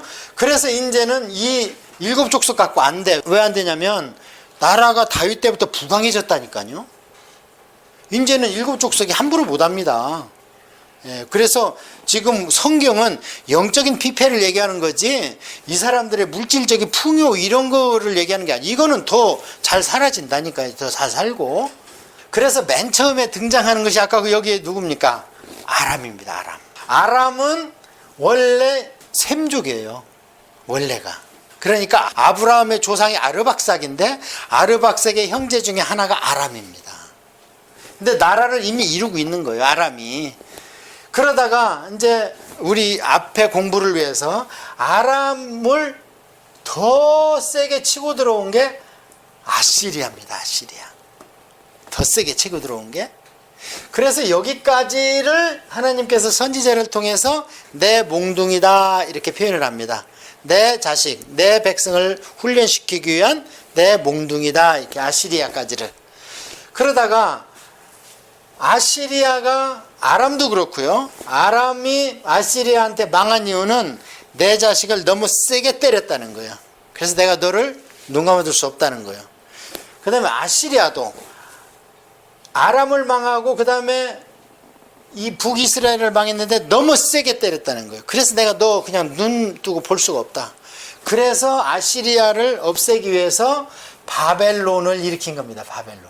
그래서 이때 바벨론은 뭐라고 표현을 했냐면 장칼 이렇게. 장칼이 뭐예요? 긴 칼이라는 거예요. 그래서 실제로 바벨론이 나중에 남쪽 유다를 침략해서 성전을 파괴하고 예루살렘을 3일 동안 분질르고 쓸만한 사람들을 4,300명을 데려다가 바벨론 수도에다가 딱 모아놓고 70년간 그렇게 했던 것을 표현한 것이 에스겔서인데 거기에 뭐로 나왔느냐? 칼로 목을 치는 걸로 나옵니다. 에스겔서 읽어보셨습니까? 그런 장면이 있다는 거 처음 듣죠? 칼로 목을 치는 게 나오고 그 다음에 예루살렘을 3일간 불질내는 것을 뭐라고 표현되어 있느냐? 가마솥을 샀는데 가마솥에 녹이 꽉 쓸어 있어. 그러니까 거기에 물 안 붓고 밑에서 불을 계속 떼는 거예요. 그러면 가마솥이 어떻게 됩니까? 빨갛게 달면서 녹은 어떻게 해요?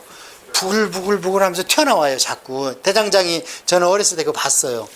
대장장이가 이 큰 쇳덩이를 갖다 놓고 망치로 때리면 뭐가 툭툭 튀어나가는데 보면 그게 불순물인데 시커먼. 그리고 빨간 것만 남아서 정금만 남아 거기에.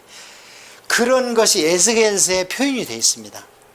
그렇게 예루살렘 멸망하는 것을 불가마로 표현이 되어 있고 그 다음에 예루살렘을 망하고 쓸만한 유지를 4,300명 잡아가고 그 다음에 거기에 성전을 파괴하는 것을 내 처에 목을 치는 걸로 에스겔서에. 그래서 에스겔서 이제 다음 시간에 공부할 때 그런 장면들을 제가 찾아드리도록 하겠습니다. 그래서 장칼로 표현이 됩니다. 그런데 장칼로 표현이 됐는데 내 백성을 너무 혹독하게 죽여버렸어요. 바벨론이. 그러니까 바벨론을 급하게 손을 보려니까 페르시아를 팍 키워 갑자기. 이게 이사야서에 나와요. 고레스 왕을 말도 안 되는 놈을 그냥 갑자기 국력을 키워. 그래서 페르시아를 통해서 바벨론을 멸망시켜.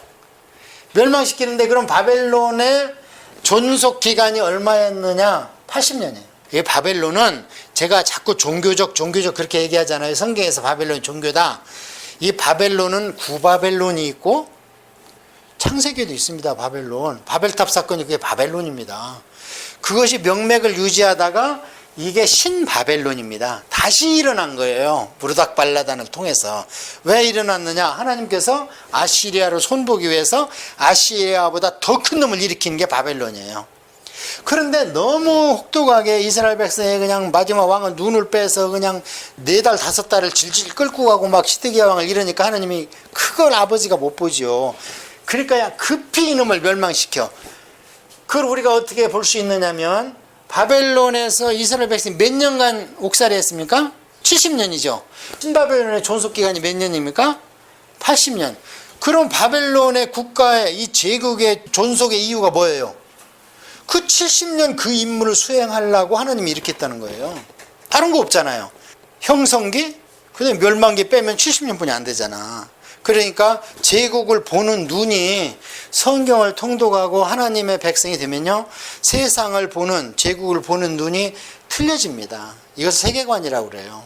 어떤 사건이나 물질을 봤을 때 내가 그 가치를 어떻게 보느냐, 그게 가치관이요 세계관이라는 겁니다.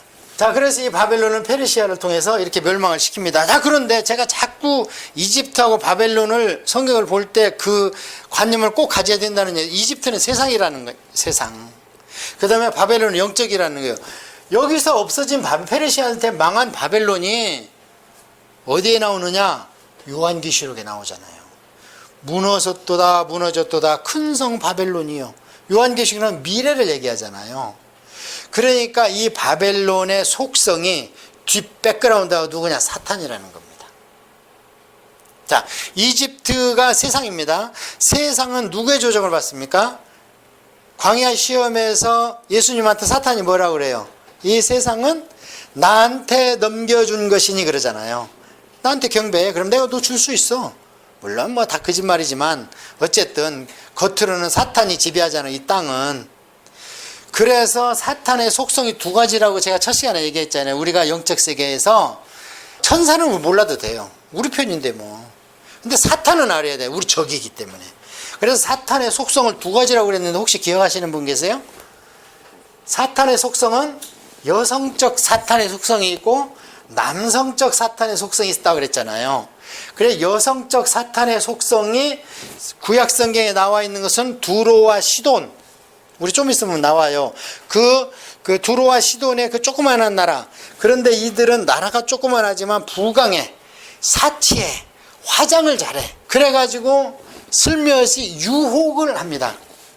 유혹. 그럼 여자예요, 남자예요?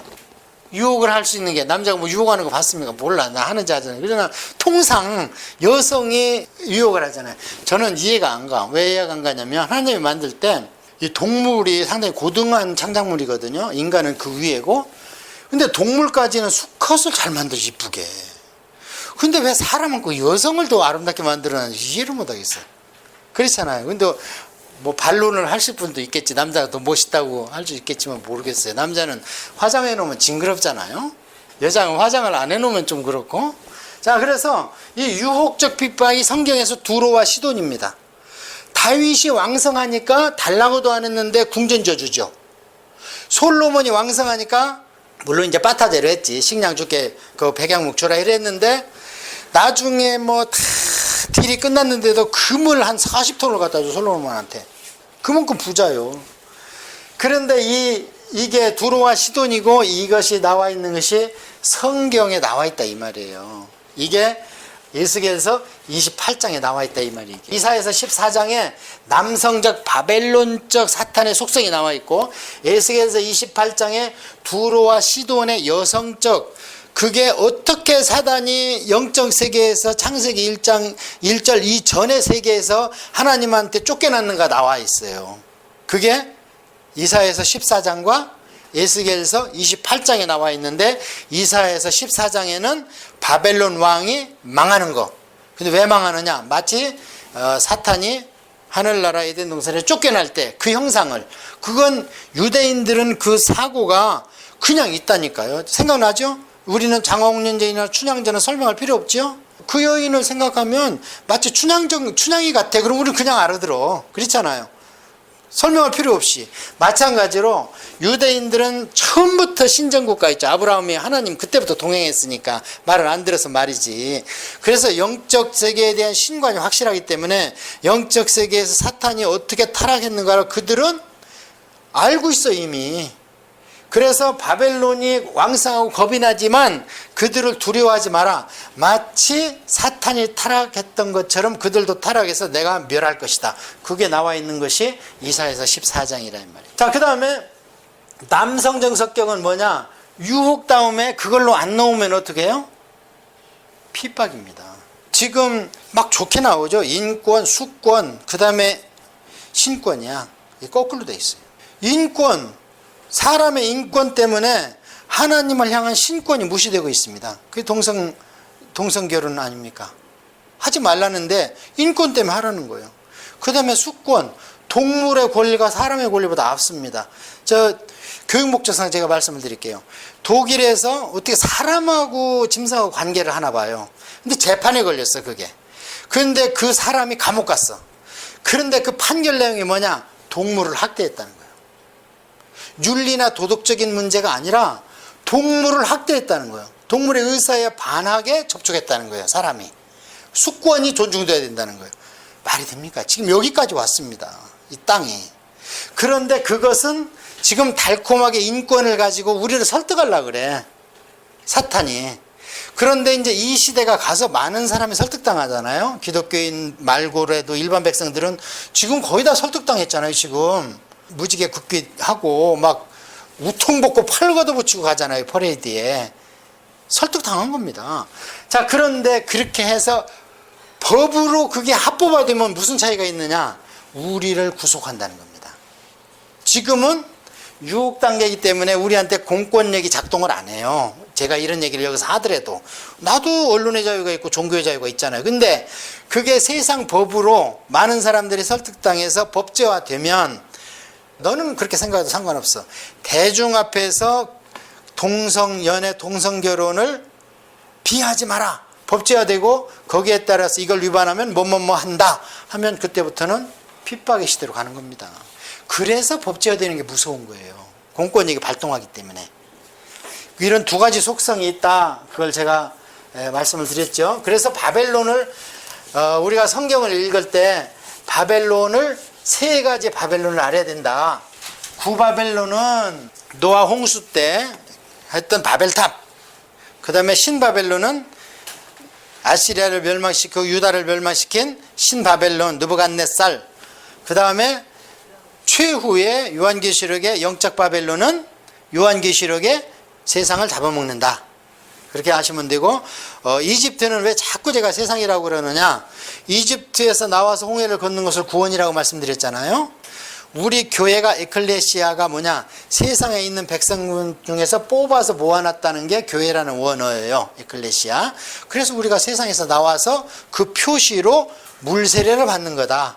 마치 구약 백성이 세상에서 나와서 홍해를 걷는 것처럼 이게 고린도전서 10장에 나와 있다고 그랬잖아요. 여기까지 이해가 쉽게 갔죠? 이렇게 자꾸 듣고 또 듣고 지식을 쌓아가야 우리가 신분이 무엇이고 우리의 구원이 뭐라는 걸 알 수 있습니다. 이제 여기 아사왕까지 왔습니다. 그래서 아사왕까지 처음에 잘했습니다. 잘했는데 여기에는 안 나와 있지만 아사왕이 그 옆에 보세요. 북이스라엘 어디하고 싸웠느냐? 바하사왕하고 싸웠습니다. 그런데 지금부터 우리가 볼 것은 북쪽이 세겠습니까? 남쪽이 세겠습니까? 군사력이. 북쪽은 10지파가 있고 남쪽은 2지파가 있으니까 어디가 세요? 땅도 넓고 백성도 많아요, 북쪽이. 그러니까 게임이 안 됩니다. 그러면 남쪽은 하나님의 왕조니까 북이스라엘이 못 살게 굴려면 어디로 가야 됩니까? 저 좀 살려주십시오 하고 어디로 가야 돼요? 사사기 때처럼 하나님의 성전에 가서 하나님한테 간구해야 되지요. 그런데 그걸 안 한다는 거예요. 뭐가 빨라요? 지금 북이스라엘보다 위에 있는 아람한테 손 벌리는 게 훨씬 빠르죠. 자, 여러분, 백제하고 신라하고 싸웠죠? 누가 이겼습니까? 삼국시대 때 신라가 이겼죠. 근데 백제를 멸망시킨 게 신라입니까? 당나라죠. 신라는 백제를 이길 수가 없습니다, 모든 면에서. 그래서 안 되니까 어디다 손을 벌렸어요? 당나라에 손을 벌린 겁니다. 그 형국입니다, 이게. 유다가 밑에 있고 위에가 북이스라엘이고 그 위에가 아람이 크고 있어요, 이 당시에. 그런데 바하사가 쳐내려오니까 아사왕이 처음엔 잘했어요. 막 자기 할머니도 에이 우상이 뭐야 그러고 막 그 폐비시켜 버렸어. 그렇게 하고 막 율법도 지키고 이랬는데 막상 바하사가 쳐들어오니까 아람에다 손을 벌려서 나 좀 도와주세요. 그러니까 아람은 어떻게 했어요? 에라 잘됐다. 치면은 누구 땅입니까? 이게 북이스라엘이 아람 땅이 되는 거 아닙니까? 그런데 이놈들의 속성은 항상 그걸 쳐서 북이스라엘을 멸망시키면 남쪽은 가만두겠습니까? 아니죠. 힘을 더 키웠지. 이제 북이스라엘을 먹었으니. 그래서 남쪽을 자꾸 넘정되는 거예요. 지금부터 볼 때 하나님이 영 싫어하시는 게 두 가지예요. 뭐냐? 왜 나한테 도와달라고 안 하고 자꾸 열국의 사대주의 사상을 발동시키냐? 그러면 이때는 나라가 그냥 나라가 아니고 전부 다 신정국가라고 그랬잖아요. 어느 나라든 그 신이 있습니다. 그러면 그 나라가 오면은 그 신을 가지고 옵니다. 그래서 여기 아사는 처음에 잘했는데 나중에 바하사가 쳐들어오니까 아람의 베나닷 왕한테 나 좀 도와주세요 하면서 성전에 금을 긁어다가 갖다 줬어요. 그러니까 하나님은 가만두겠습니까? 이놈 하고 발을 쳐버렸어. 그래갖고 발이 병이 걸려가지고 2년 동안 고생하다가 그것 때문에 죽습니다. 그런데 할 수 없이 선왕으로 쳐줍니다. 왜? 율법하고 이런 걸 봤기 때문에. 그러니까 이해하는 게 우리도 열심히 신앙생활 하지만 우리도 넘어지니까 그냥 선왕이라고 합시다. 자, 그렇게 해서 이제 그런 싸움이 계속됩니다. 계속되다가 4대 왕 여호사밧인데 아주 보기 드문 선왕입니다. 이 여호사밧은 거기 보세요. 율법도 교육하고 종교개혁도 하고 더 중요한 것은 교육제도를 완비했어요. 그렇게 해가지고 잘하고 그랬는데 여호사밧이 쇼페팀, 이게 사사기 할 때 원어가 쇼페팀이라고 그랬잖아요. 재판관. 그래서 여호와는 재판관이다 이 뜻이거든, 왕의 이름이. 자, 그렇게 해서 재판도 중시하고 교육도 잘했는데 제일 문제가 그 밑에다가 아합과 사돈 맺음 이렇게 써놓으세요. 아합과 사돈을 맺었어. 아합과. 그 얘기는 아합의 딸이 며느리가 된 거예요. 자, 그 사실을 알고 우측을 보십시오. 그럼 그 시대에 아합 왕이 있어야 될 거 아닙니까? 그 우측에 보면 누가 있습니까? 여호사밧 우측에 북이스라엘에 아합 왕이 있죠. 그 아합 왕의 부인이 누구예요? 시돈의 이세벨. 여기에 시돈의 이세벨인데 이세벨의 아버지가 엣바알이래. 엣바알. 바알의 제주입니다. 바알의 무당입니다. 그러니까 보통 이게 공주인데 이세벨이 그 왕이 신정국가이기 때문에 자기가 왕도 하고 그 다음에 바알 신의 최고 영적 지도자도 한 거예요. 그러니 이 이세벨하고 아합하고 결혼을 시켰을 때는 아합 입장에서는 정략 결혼했겠죠. 그런데 저 시돈의 입장에서는 뭐 했습니까? 내 딸을 보내서 거기를 영적으로 먹어버리려고 한 거 아니겠습니까? 자, 그래서 와가지고 이세벨이 한 일은요, 바알의 선지자라고 아세랴 선지자를 850년을 집중적으로 교육시키고 그것을 국가에서 돈을 들여서 먹여 살렸습니다. 월급 주고. 자, 그런데 거기에서 이세벨과 아합 사이에서 이때 아합은요 얼마나 국가가 강대했냐면 이 아합같이 센 놈이 나면 사실은 우리가 성경을 보면 아합은요 그렇게 강직하고 포악하고 이런 남자가 아닙니다. 여자한테 끌려댕겨요.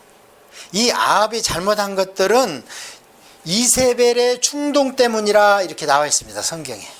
그래서 제가 이세벨이 일로 결혼한 이유는 이 나라를 전복시키려고. 그 배후에는 누가 있어요? 사탄이 있죠. 그래서 여기를 징검다리 삼아서 이 사탄의 공격 목표는 누굽니까? 사탄의 공격 목표는 누구예요? 최종 공격 목표는 하나님이고 또 메시아 예수님입니다. 사탄의 공격 목표는. 그래서 예수님의 족보를 끊어버려야 예수님이 안 오죠. 그러면 이세벨이 지금 아합한테 시집 온 것은 징검다리라니까. 그런데 그걸 모르고 아합과 이세벨 사이에서 난 딸이 아달랴야. 이 아달랴를 여호사밧 왕이, 아합 왕이 너무 부자니까, 북이스라엘 아합 왕이 너무 부자고 강하니까 아합 왕이요 나하고 사돈 맺읍시다. 당신 딸이 나한테 와 있으면 나 안 치겠지. 그러면서 딸을 데려와 버렸어. 그래 여호사밧 밑에 왕의 이름 누구예요? 여호람이죠. 여호람의 거기 치적 중에 하나가 아달랴와 결혼이래 써놨지요. 드디어 사탄이 예수님의 족보 안에 들어왔습니다. 그러면 작동을 하겠죠. 이제 예수님의 족보를 끊으려고. 그러면 이제 아달랴가 하는 짓거리를 보면 되는 거예요. 자, 그렇게 하고 있는데 이세벨 같은 사람이 왔으니까 이제는 어떻게 해야 돼? 하나님 입장에서는 거기에 대적할 만한 하나님의 종을 보내야 되는데 그게 엘리야입니다. 웬만해서는 엘리야 같은 능력자가 올 수가 없습니다. 그런데 이세벨같이 악한 진짜 계략을 가진 사탄의 조종을 받는 여자가 왔기 때문에 엘리야가 갔습니다. 그런데 대결에서는 이기지만 엘리야가 이세벨이나 아합 왕을 하나님 백성으로 개종을 시켜요, 못 시켜요? 그렇게 많이 이적과 기적과 그냥 갈멜살 영적 전투를 하지만 개종은커녕 이세벨이 죽여버리겠다 그러니까 도망가 버리잖아. 그래갖고 그 엘리야가 뭐라 그래? 하나님 앞에 무릎 꿇고 아이고 저 좀 데려가 주세요. 더 못 살겠습니다. 이제는 다 죽이고요. 나뿐이 안 남았네요. 그러니까 하나님께서 이놈아 내가 지금 7,000명 남겨놨어. 걱정도 말어. 왜 너야? 너 할 일 남아있어. 후계자 엘리사 세워야 되고 그 다음에 저 악한 놈 있잖아. 예후라는 왕조를 시켜서 이 아합 왕조를 내가 무너뜨리고 쿠데타를 무너뜨리고 말 테니까 예후가 기름 부어버리라. 그리고 아람 왕 저거 베나다 너무 독하다. 그 하사엘한테 기름 부어서 그 왕조를 바꿔버리라.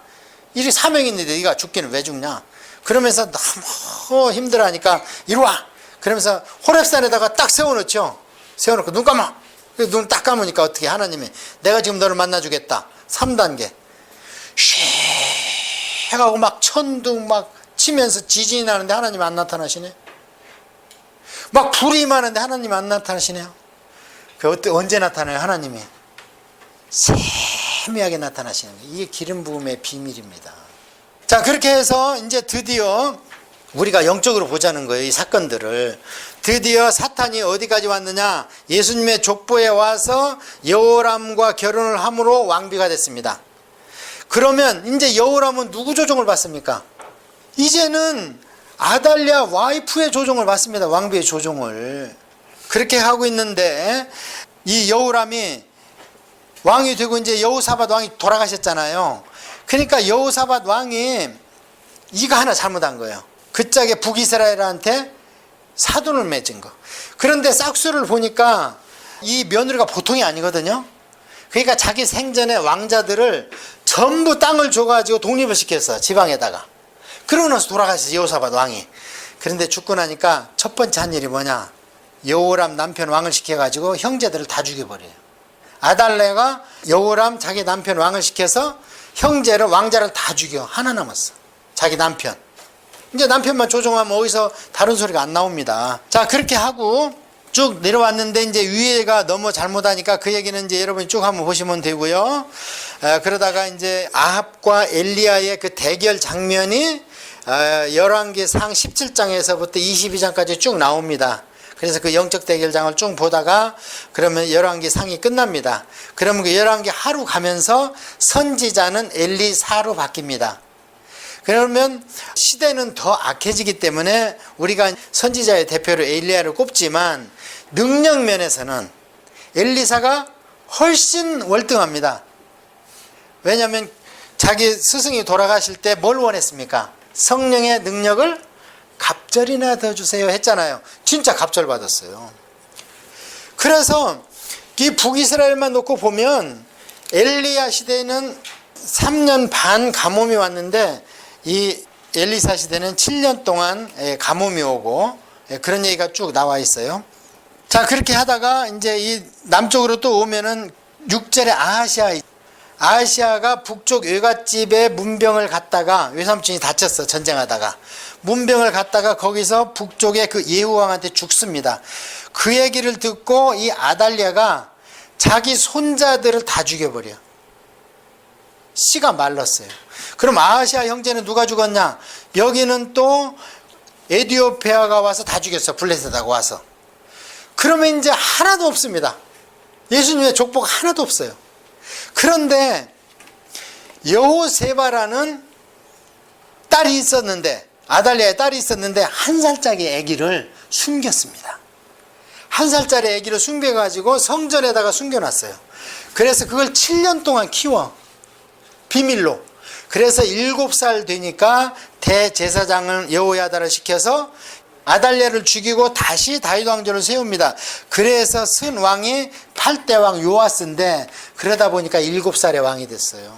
그래서 이 7살짜리 왕을 아까 그 얘기한 여호야다 대제사장이 잘 교육해서 선왕으로 시켰는데 이 여호야다 대제사장이 130세에 죽습니다.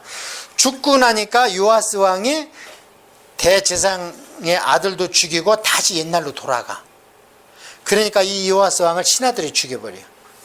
그럼 신하들이 왕을 죽였으니까 그 죽인 주동자가 왕이 돼야 되는데 백성들이 그 신하를 죽여. 왜요? 여기는 다윗 왕조가 계속돼야 되기 때문에 안 됩니다. 쿠데타를 일으켜도 일으킨 주동자가 왕이 되면 안 돼요. 그 섭리 가운데 하나님께서 백성들을 선동해 가지고 이 요아스 왕을 죽인 그 신하를 죽여버립니다. 그렇게 해서 쭉 연결이 됩니다. 자, 그렇게 해서 쭉 연결이 되고 쭉 내려가시면 돼요. 그렇게 하면서 쭉 읽어보면 됩니다. 그래서 제일 마음 아픈 건 뭐냐? 자꾸 열국에 손버리지 마라. 그럼 우상 들어온다.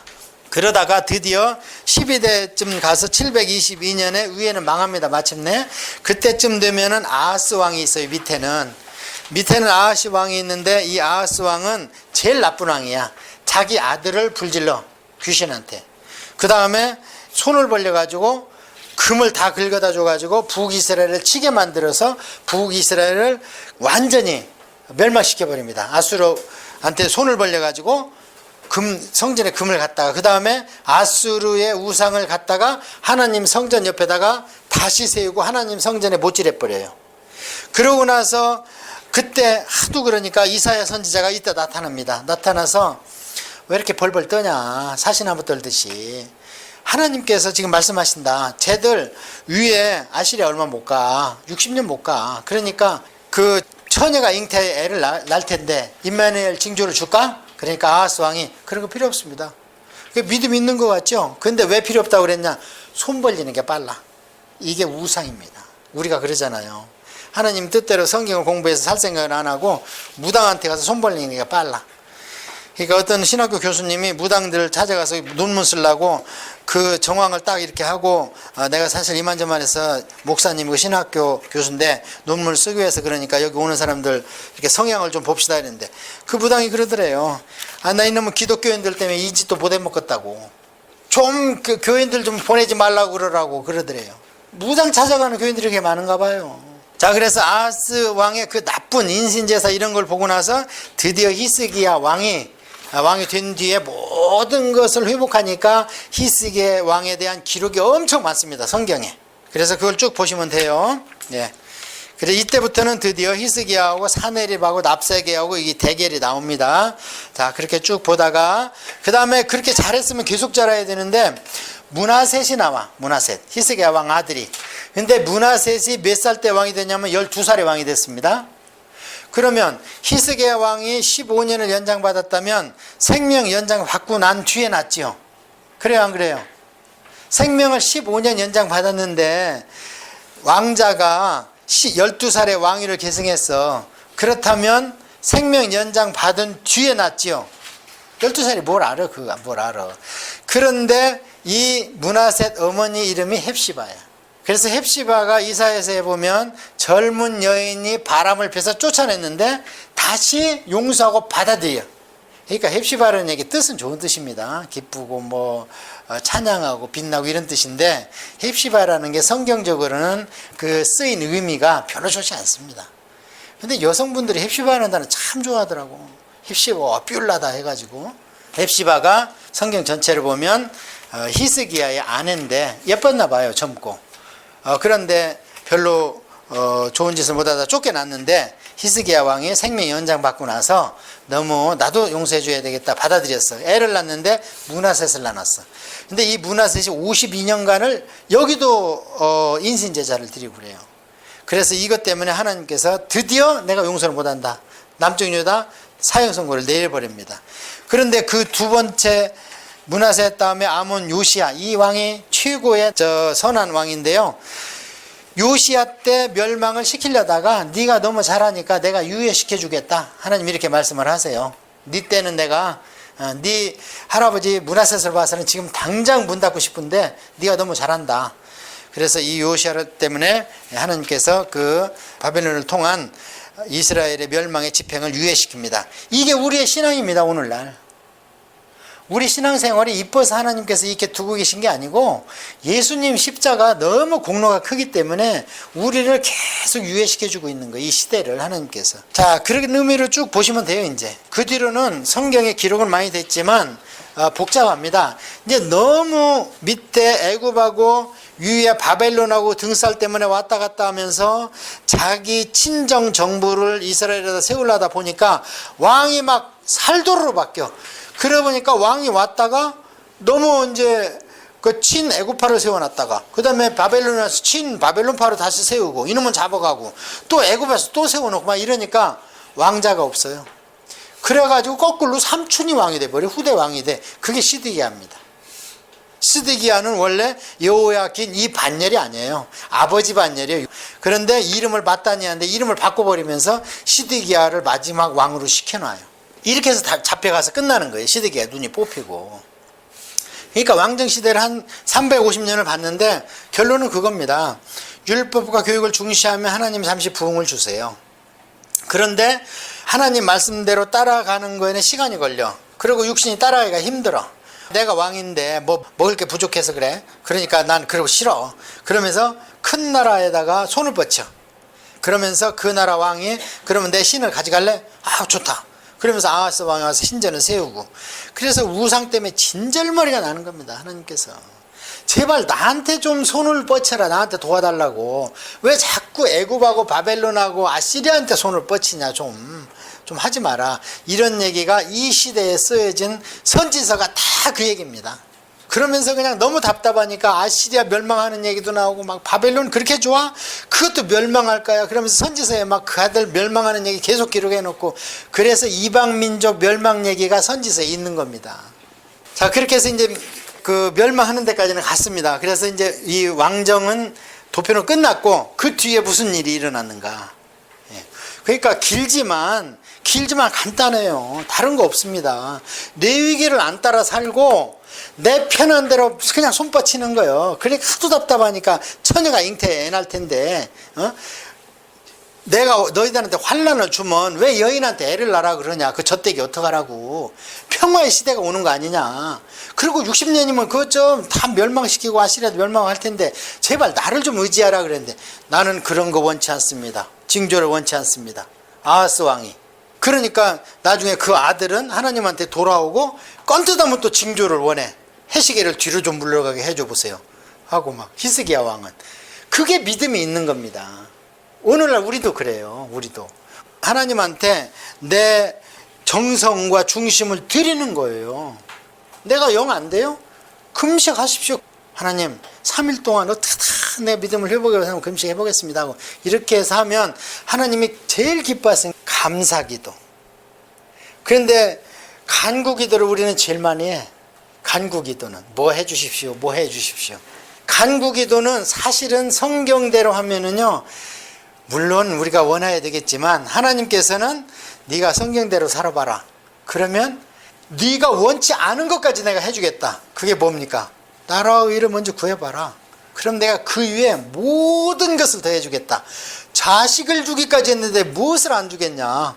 그런데 내 뜻대로 살지는 않으면서 뭘 해달라고 그러면 애기한테 칼 들려주는 거다.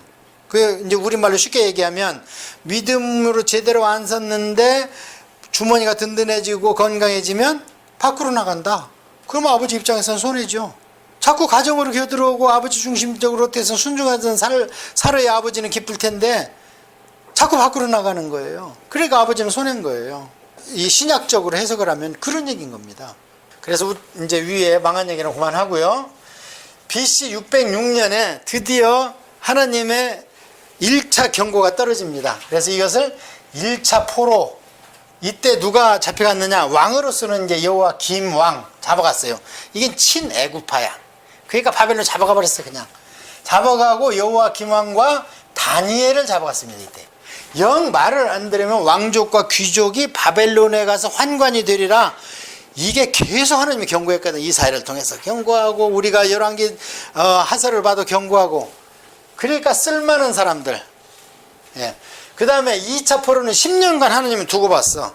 그래서 BC 597년에 2차로 잡혀갈 때까지도 엉뚱한 놈이 나타나서 잡혀갔어? 근데 2년 내로 돌아온다. 그래서 예레미야가 안 된다. 이대로 가면. 이제 하나님이 70년 언도했기 때문에 바벨론을 받아들이고 거기 가서 이사해서 장가도 가고 애도 낳고 경작도 하고 70년이면 짧지 않다. 하나님은 그걸 반드시 채운다. 예레미야서 25장에. 그러니까 거기 가서 자리 잡고 살아라. 그런데 잡혀갔지만 2년 내로 돌아온다. 막 이런 얘기를 하는 거예요. 그러니까 전부 글로 귀가 솔깃한 거예요. 그러니까 이놈들 봐라. 다시 2차로 잡아가. 그게 누구냐? 에스겔을 잡아가. 에스겔. 모르도게가 이때 잡혀갑니다. 10년 텀으로. 그러면 돌아와야지. 그 안 돌아와. 그러니까 BC 586년에 10년 텀이죠. 드디어 왔는데 문을 걸어잠그고 1년 6개월을 버텨. 예루살렘 성에서. 버티면 바벨론 같은 큰 나라가 이놈들 바라고 이를 갈겠어 안 갈겠어요? 이 조그마한 것이 성벽이 예루살렘 성벽이요. 난공불락입니다. 그래갖고 1년 6개월 만에 예루살렘 성을 멸망시키니까 화풀이라는데 3일 동안 불질러 버려. 불질르고 나서 표현된 게 예레미야 애가입니다. 예레미야 애가는 예레미야 선지자가 망한 예루살렘과 성전을 돌아다니면서 그 본 장면을 울면서 쓴 애가, 울면서 쓴 노래다 이 말이에요. 그러니까 애들은 죽은 엄마 젖잡고 울고 있고, 거짓 선지자들은 돌아다니는 게 니들 말대로 우리가 회복된 게 아니라 망했다 돌팔발 맞아서 쓰러져 있고, 먹을 것이 없다고 울고 있고, 하나님의 성전은 피폐해져 다 망했고, 애가 눈물 없이는 못 보죠. 네. 그렇게 해서 망해서 드디어 586년에 완전히 예루살렘은 끓는 가마솥같이 그냥 드글드글 그냥 밑에서 불질러 가지고 불순물을 다 버글버글 위에서 다 걷어냈고, 그 다음에 백성은 말을 안 들으니까 마지막으로 하나님이 준 에스겔의 행위설교가 뭐냐면, 이때는 이제 잡혀갔어요. 에스겔은 이미 망할 때는 잡혀갔잖아요. 그러니까 에스겔서는 바벨론에서 쓴 겁니다. 다니엘서도 잡혀갔지요. 잡혀가서 바벨론에서 쓴 겁니다. 다니엘서도. 그래서 다니엘은 잡혀가서 왕궁에서 왕들과 함께 있으면서 왕실을 변화시키고 항복시킨 거고, 에스겔은 잡혀간 백성들이 불쌍하니까 백성 가운데에서 하나님의 메시지를 준 게 에스겔서입니다. 그런데 백성들이 말을 안 듣고 우리가 회복되겠지 하니까 하나님께서 갑자기 그래라. 네 아름다운 네가 아끼는 철을 내가 죽이겠다. 근데 울지 마라. 그러면 백성들이 와서 아니 어떻게 부인이 죽었네 안 울어? 이렇게 물어봐. 그렇게 관심을 끈 뒤에 설명해라. 이게 내 마음이라고. 그게 그 처가 이스라엘 백성이고 하나님의 에스겔이고 그 죽는 게 이스라엘이 멸망하는 거란 말이에요. 그렇게 행위설교를 합니다. 여러분 그 선지서를 볼 때 말로 하다 안 되니까 선지자들이 이상한 기이한 행동들을 해요. 그걸 행위설교라고 그래요. 그러면 백성들이 관심을 보이는 거예요. 아니 도대체 왜 대낮에 성벽에 구멍을 뚫고 밤에 되면 나가? 너 지금 무슨 뜻이야? 그러면 니들이 망해서 이렇게 도망가는 뜻이라고 하나님이 말씀하신다. 이렇게 설명해 주라는 거야. 그 중에 하나가 부인이 죽는 거예요. 그런 일을 합니다. 자, 이렇게 해서 잡혀갔어요. BC 586년에 드디어 잡혀가고 나서 이제 그 안에서 무슨 일이 있었냐면, 이제 바벨론은 점점 망할 준비를 해야죠. 왜냐면 하나님의 용도에 다 쓰임을 받았잖아요. 70년 차가면 바벨론은 이놈들이 너무 센 거예요. 유다 백성을 너무 못 살게 굴었어. 그러니까 저놈들을 처단하겠다. 그게 이사야서 14장부터 이미, 이사야서 같으면 이 일이 바벨론이 멸망하기 전부터 벌써 이사야 같으면 BC 한 740년 정도 사람이고 한 200년 전에 예언을 해놓은 겁니다. 미리. 예언을 해놓아야 이스라엘 백성들이, 그나마 공부한 사람들은 소망을 가질 거 아닙니까? 공부 안 하면 그냥 절망에 빠지는 거예요. 어떻게 될지도 모르고 앞이 깜깜하지. 근데 공부한 사람들은 우리가 70년 차면 간다.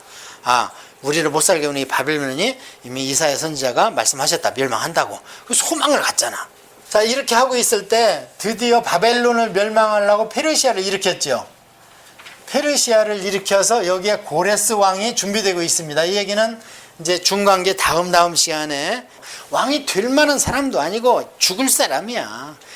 왕이 죽이려고 그랬는데 어떻게 그냥 기묘하게 하나님이 빼돌려 버렸어. 그래가지고 이 고레스를 키우는데, 이미 고레스 왕도 이사야가 몇백 년 전에 또 말씀을 해놓은 분이에요. 고레스라는 사람이 나온다. 근데 그들이 너희들을 돌아가게 한다. 이런 걸 다 이미 이사야서에 말씀을 해놨거든요. 이렇게 하면서 이제 페르시아가 준비되고 있는데, 이 가운데에서 이제 무슨 일이 있었는가, 그것은 이제 우리가 볼 건데요. 이렇게 하고 70년이 차니까 BC 536년에 드디어 고레스 왕이, 페르시아 고레스 왕이 바벨론을 치어서 멸망시켰습니다. BC 536년에. 자, 그러면 처음에 잡혀간 때가 언제예요? 몇 년입니까, 그럼? 차이가. 나와서 이때 1차 귀환을 합니다. 그럼 1차 포로 잡혀간 때하고 1차 귀환한 때하고 몇 년 차이 났어요? 70년. 하나님 몇 년이라고 그랬어요? 70년. 근데 하나님은 이런 걸로 계산하는 게 아니고 이스라엘 백성의 멸망과 귀환은 뭘로 계산하냐면 성전으로 계산하는 거예요. 하나님 어디 계세요? 성전에. 그래서 이스라엘 백성은 첫째 나라, 그 다음에 예루살렘, 그 다음에 성전, 그 다음에 지성소. 이게 이스라엘 나라의 형성입니다. 그래서 지금도 이스라엘의 정통 유대인들은 이스라엘 국가가 회복이 안 됐다고 봅니다. 왜 그렇습니까? 이스라엘 나라는 1948년 회복됐지만 예루살렘도 회복됐지만 반쪽이죠. 그런데 수도가 아니야. 그런데 이번에 누가 수도로 인정해 줬죠? 트럼프가 인정해 줬잖아요. 이런 것이 성경적 세계관인 거예요. 이게 예산 일이 아닙니다. 그래서 예루살렘 회복되면 그 다음 단계는 그럼 뭐가 회복돼야 돼요? 성전이 회복돼야 됩니다. 그 다음에 성전이 회복되고 무슨 일이 일어나야 돼? 거기서 제사가 드려져야 되는 거. 그래야지 완전 회복이 이스라엘이. 그래서 정통 랍비들은 회복이 안 됐다는 거예요. 지금 1단계야. 무슨 1단계냐? 나라가 회복됐어요. 그 다음에 예루살렘이 완전 수도로서 재구시를 해야 돼. 그 다음에 도움사원의 성전으로, 하나님의 성전으로 가야 돼. 근데 요한계시록 보니까 그것이 100% 하나님 성전이 되는 게 아니에요. 뜰에서는 이방인이 제사를 드리고 안에서는 유대인이 제사를 드리는 시대가 올 겁니다. 그때가 되면은 회복됐다는 거예요. 그래서 그들은 지금 다 준비해놨죠. 매트리얼을. 금이고 막 뭐고 다 준비, 법궤도 막 숨겨놓고 만들어놓고 다 해놨습니다 지금. 그리고 제사장도 양육하고 있어요. 자기들 유대교 신학교 세워서. 자, 그래서 이렇게 됐는데 그러면 성전을 봐야지. 언제 망했어 성전이? 586년에 1호부터 70년을 계산해야 되는 겁니다. 자, 1차 귀환을 했는데 그때 그냥 엄청난 일이 일어났죠. 그 페르시아 왕이 조서를 써줘가지고 인근에 있는 나라들은 백향목도 주고 원하는 대로 다 주라 그랬는데 오니까 이미 아시리아가 북이스라엘을 망했는데 이민족이 와서 살고 있잖아요. 그리고 유대인들이 살아있는 사람들이 이민족하고 피가 섞였어. 그 사람들이 사마리아인들이에요. 이민족하고 피가 섞였어. 그래서 인정을 안 해줘. 정토 유대인, 너희들은 순수 진돗개 아니야, 잡종이지, 이러면서 인정을 안 해주는 거예요. 그런데 오니까 그들이 우리도 합세하자 그랬죠, 성전에. 그러면 이제 잡동사니가 되는 거예요 또. 근데 돌아온 사람들은 율법교육이 확실히 됐기 때문에 너희들은 안 돼 그랬죠. 그러니까 이 사람들이 우리를 협력을 이렇게 못하게 하면 너희들 못 지어 하고 조서를 제국에 보내죠. 그러니까 제국에서 이미 왕이 바뀌었어. 그러니까 일단 중지하고 봐. 그래서 중지를 시켜놓어. 그러니까 이 백성들이 아이고 잘 됐네 하면서 성전 지으려고 갖다 놨던 목재를 갖다 자기 집을 짓는 거예요. 그게 몇 년이 갔냐? 16년이 갔어. 근데 16년에 학계라는 분이 돌아와서 보니까 이 사람도 잡혀갔던 분인데요. 할아버지요. 한 100세쯤 됐어. 바벨론에서 와서 보니까 성전 안 짓고 딴짓 하고 있는 거예요. 그래서 학계 선지자가 이놈들아 무슨 짓 하고 있는 거야 지금. 하나님이 훅 불어버린다 너희들. 빨리 지어 빨리. 그러고 나서 조서를 다시 올리니까 그때 왕이 신하를 시켜서 보니까 고레스 왕의 칙령을 발견한 거예요. 맞다. 유대민족은 돌아가서 성전 짓는 게 옳다. 그러니까 요이땡에서 짓자 하니까 몇 년 걸렸냐? 4년 걸렸어. 4년. 그래서 그걸 딱 4년 후에 짓고 연도를 보니까 516년이 된 거예요. 그래서 성전 완공도 어떻게 됐어요? 70년 만에 돼서 이것을 얘기한 거예요. 하나님은 성전이 폐쇄되고 성전에서 제사를 드리기 시작한 거. 자, 530년에 1차로 돌아왔는데 이때 지휘자가 누구였어요? 여호수아 대제사장과 스룹바벨이 데리고 왔죠. 그 스룹바벨이 예수님의 할아버지 족보입니다. 그래 온 거예요 이렇게.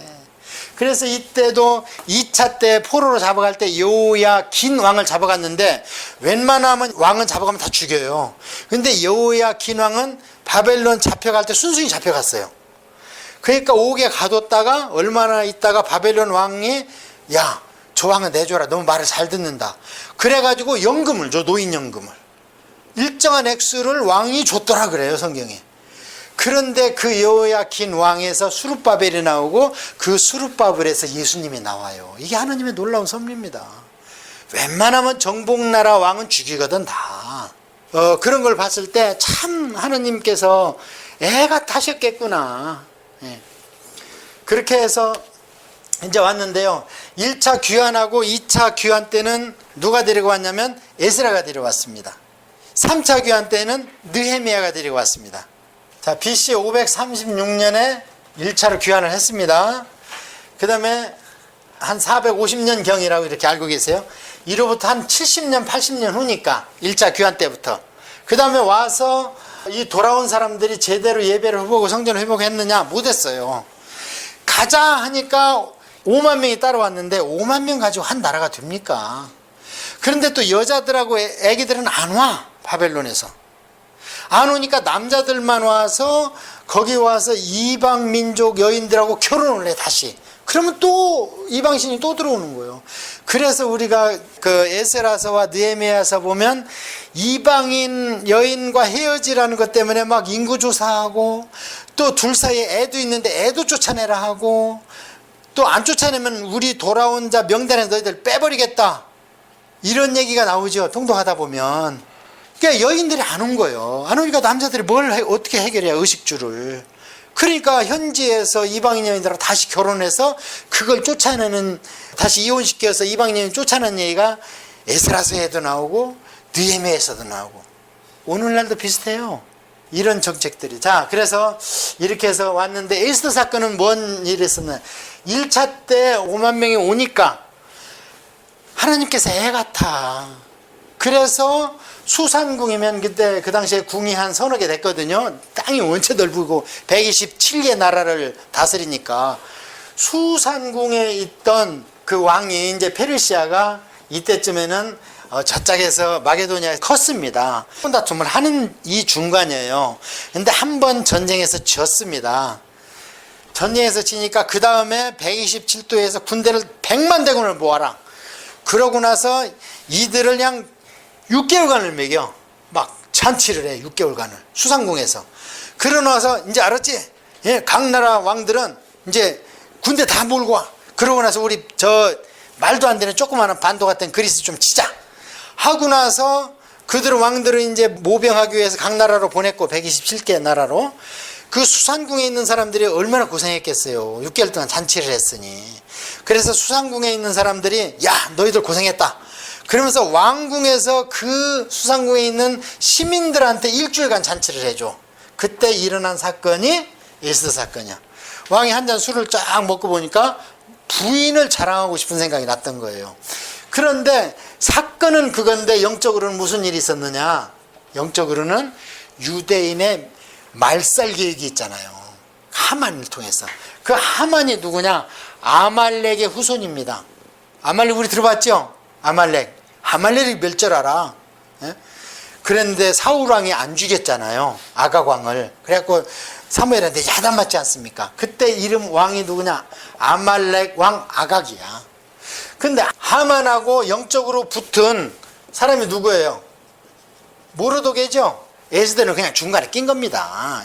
에스더 사건의 주인공은 에스더가 아닙니다. 죽으면 죽으리라 이게 아닙니다. 에스더 사건의 핵심은 1차 때 돌아가라. 근데 안 돌아가. 그러면 너희들 한번 내가 위협을 하겠다. 하나님께서 하만을 동원해서 유대인을 말살 계획을 세운 겁니다. 그럼 무서워서도 가야지 이제.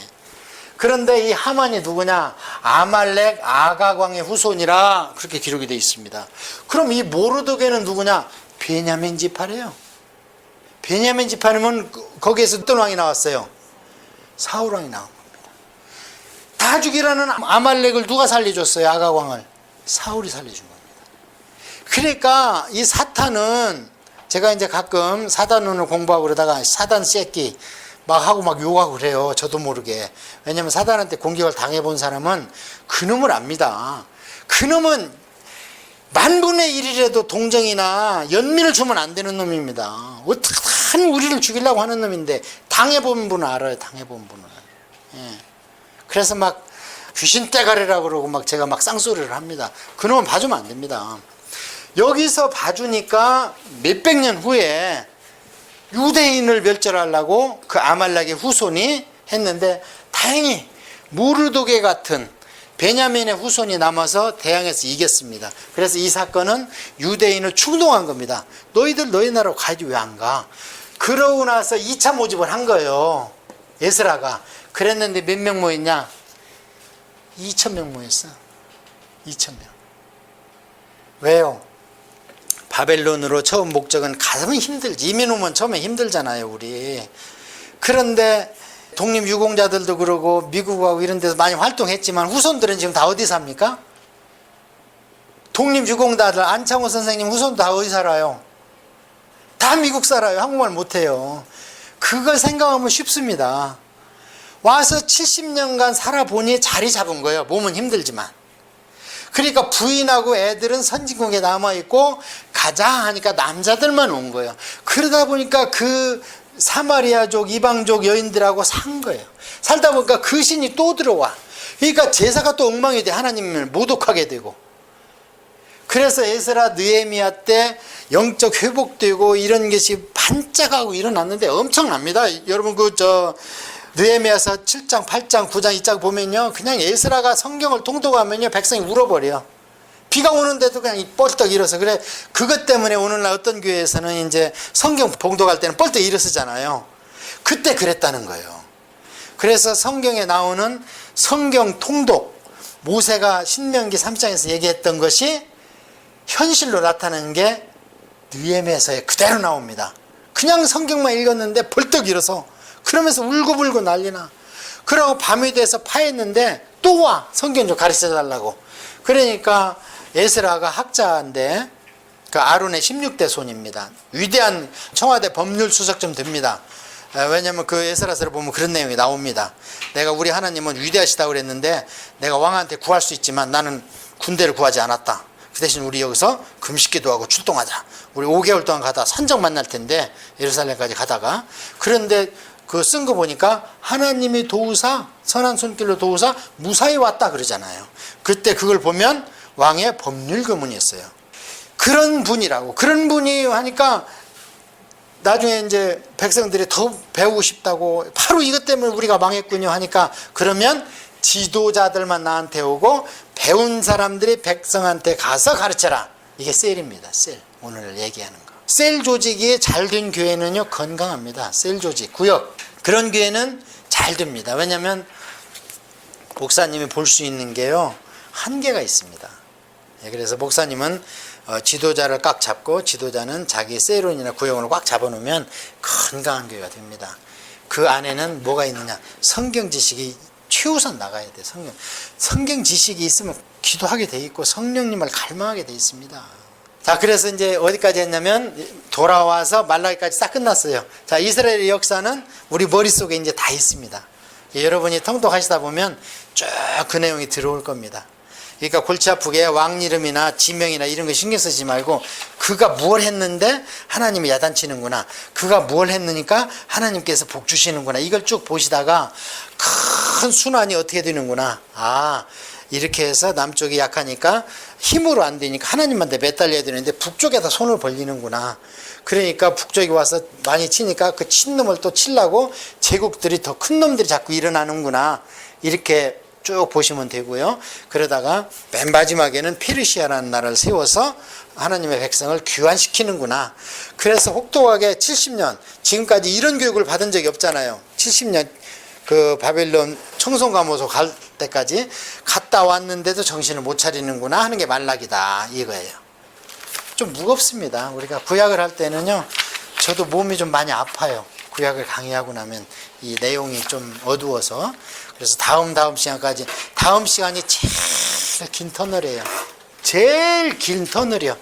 빛 하나 없는 큰 터널을 지나가는 게 선지서입니다. 왜냐하면 하나님이 계속 울고 계시거든요. 그 선지자를 통해서. 지금까지는 역사를 봤잖아요. 우리가 역사를. 근데 역사의 비하인드에 있는 하나님의 마음을 다음 시간에 공부할 거예요. 역사는 이렇게 흘러갔는데 그것을 보는 하나님의 마음이 어땠는가.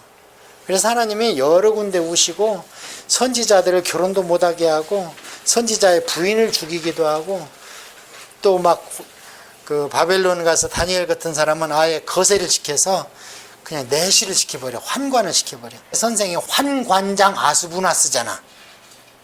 그러니까 내시 교육을 받은 거예요. 거기 가서. 그러니까 왕궁에 계속 머물고 있지. 그런 아픔이 있는 겁니다. 그런 걸 계속 얘기했어. 몇백 년 전부터 하나님께서.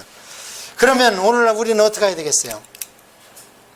신약성경 공부 열심히 해서 말씀으로 계속 돌아가야 돼요. 말씀으로. 그럼 말씀을 많이 하는 박 목사는 말씀대로 사냐? 그렇지 않습니다. 그런데 그러면 당신도 우리하고 똑같지 않느냐? 또 그렇지 않습니다. 왜요? 말씀을 많이 알면 바들을 많이 받습니다. 도전을 많이 받아요. 말씀을 모르면 뭐가 죄인지 뭐가 허물인지 뭘 잘못하고 있는지를 몰라요.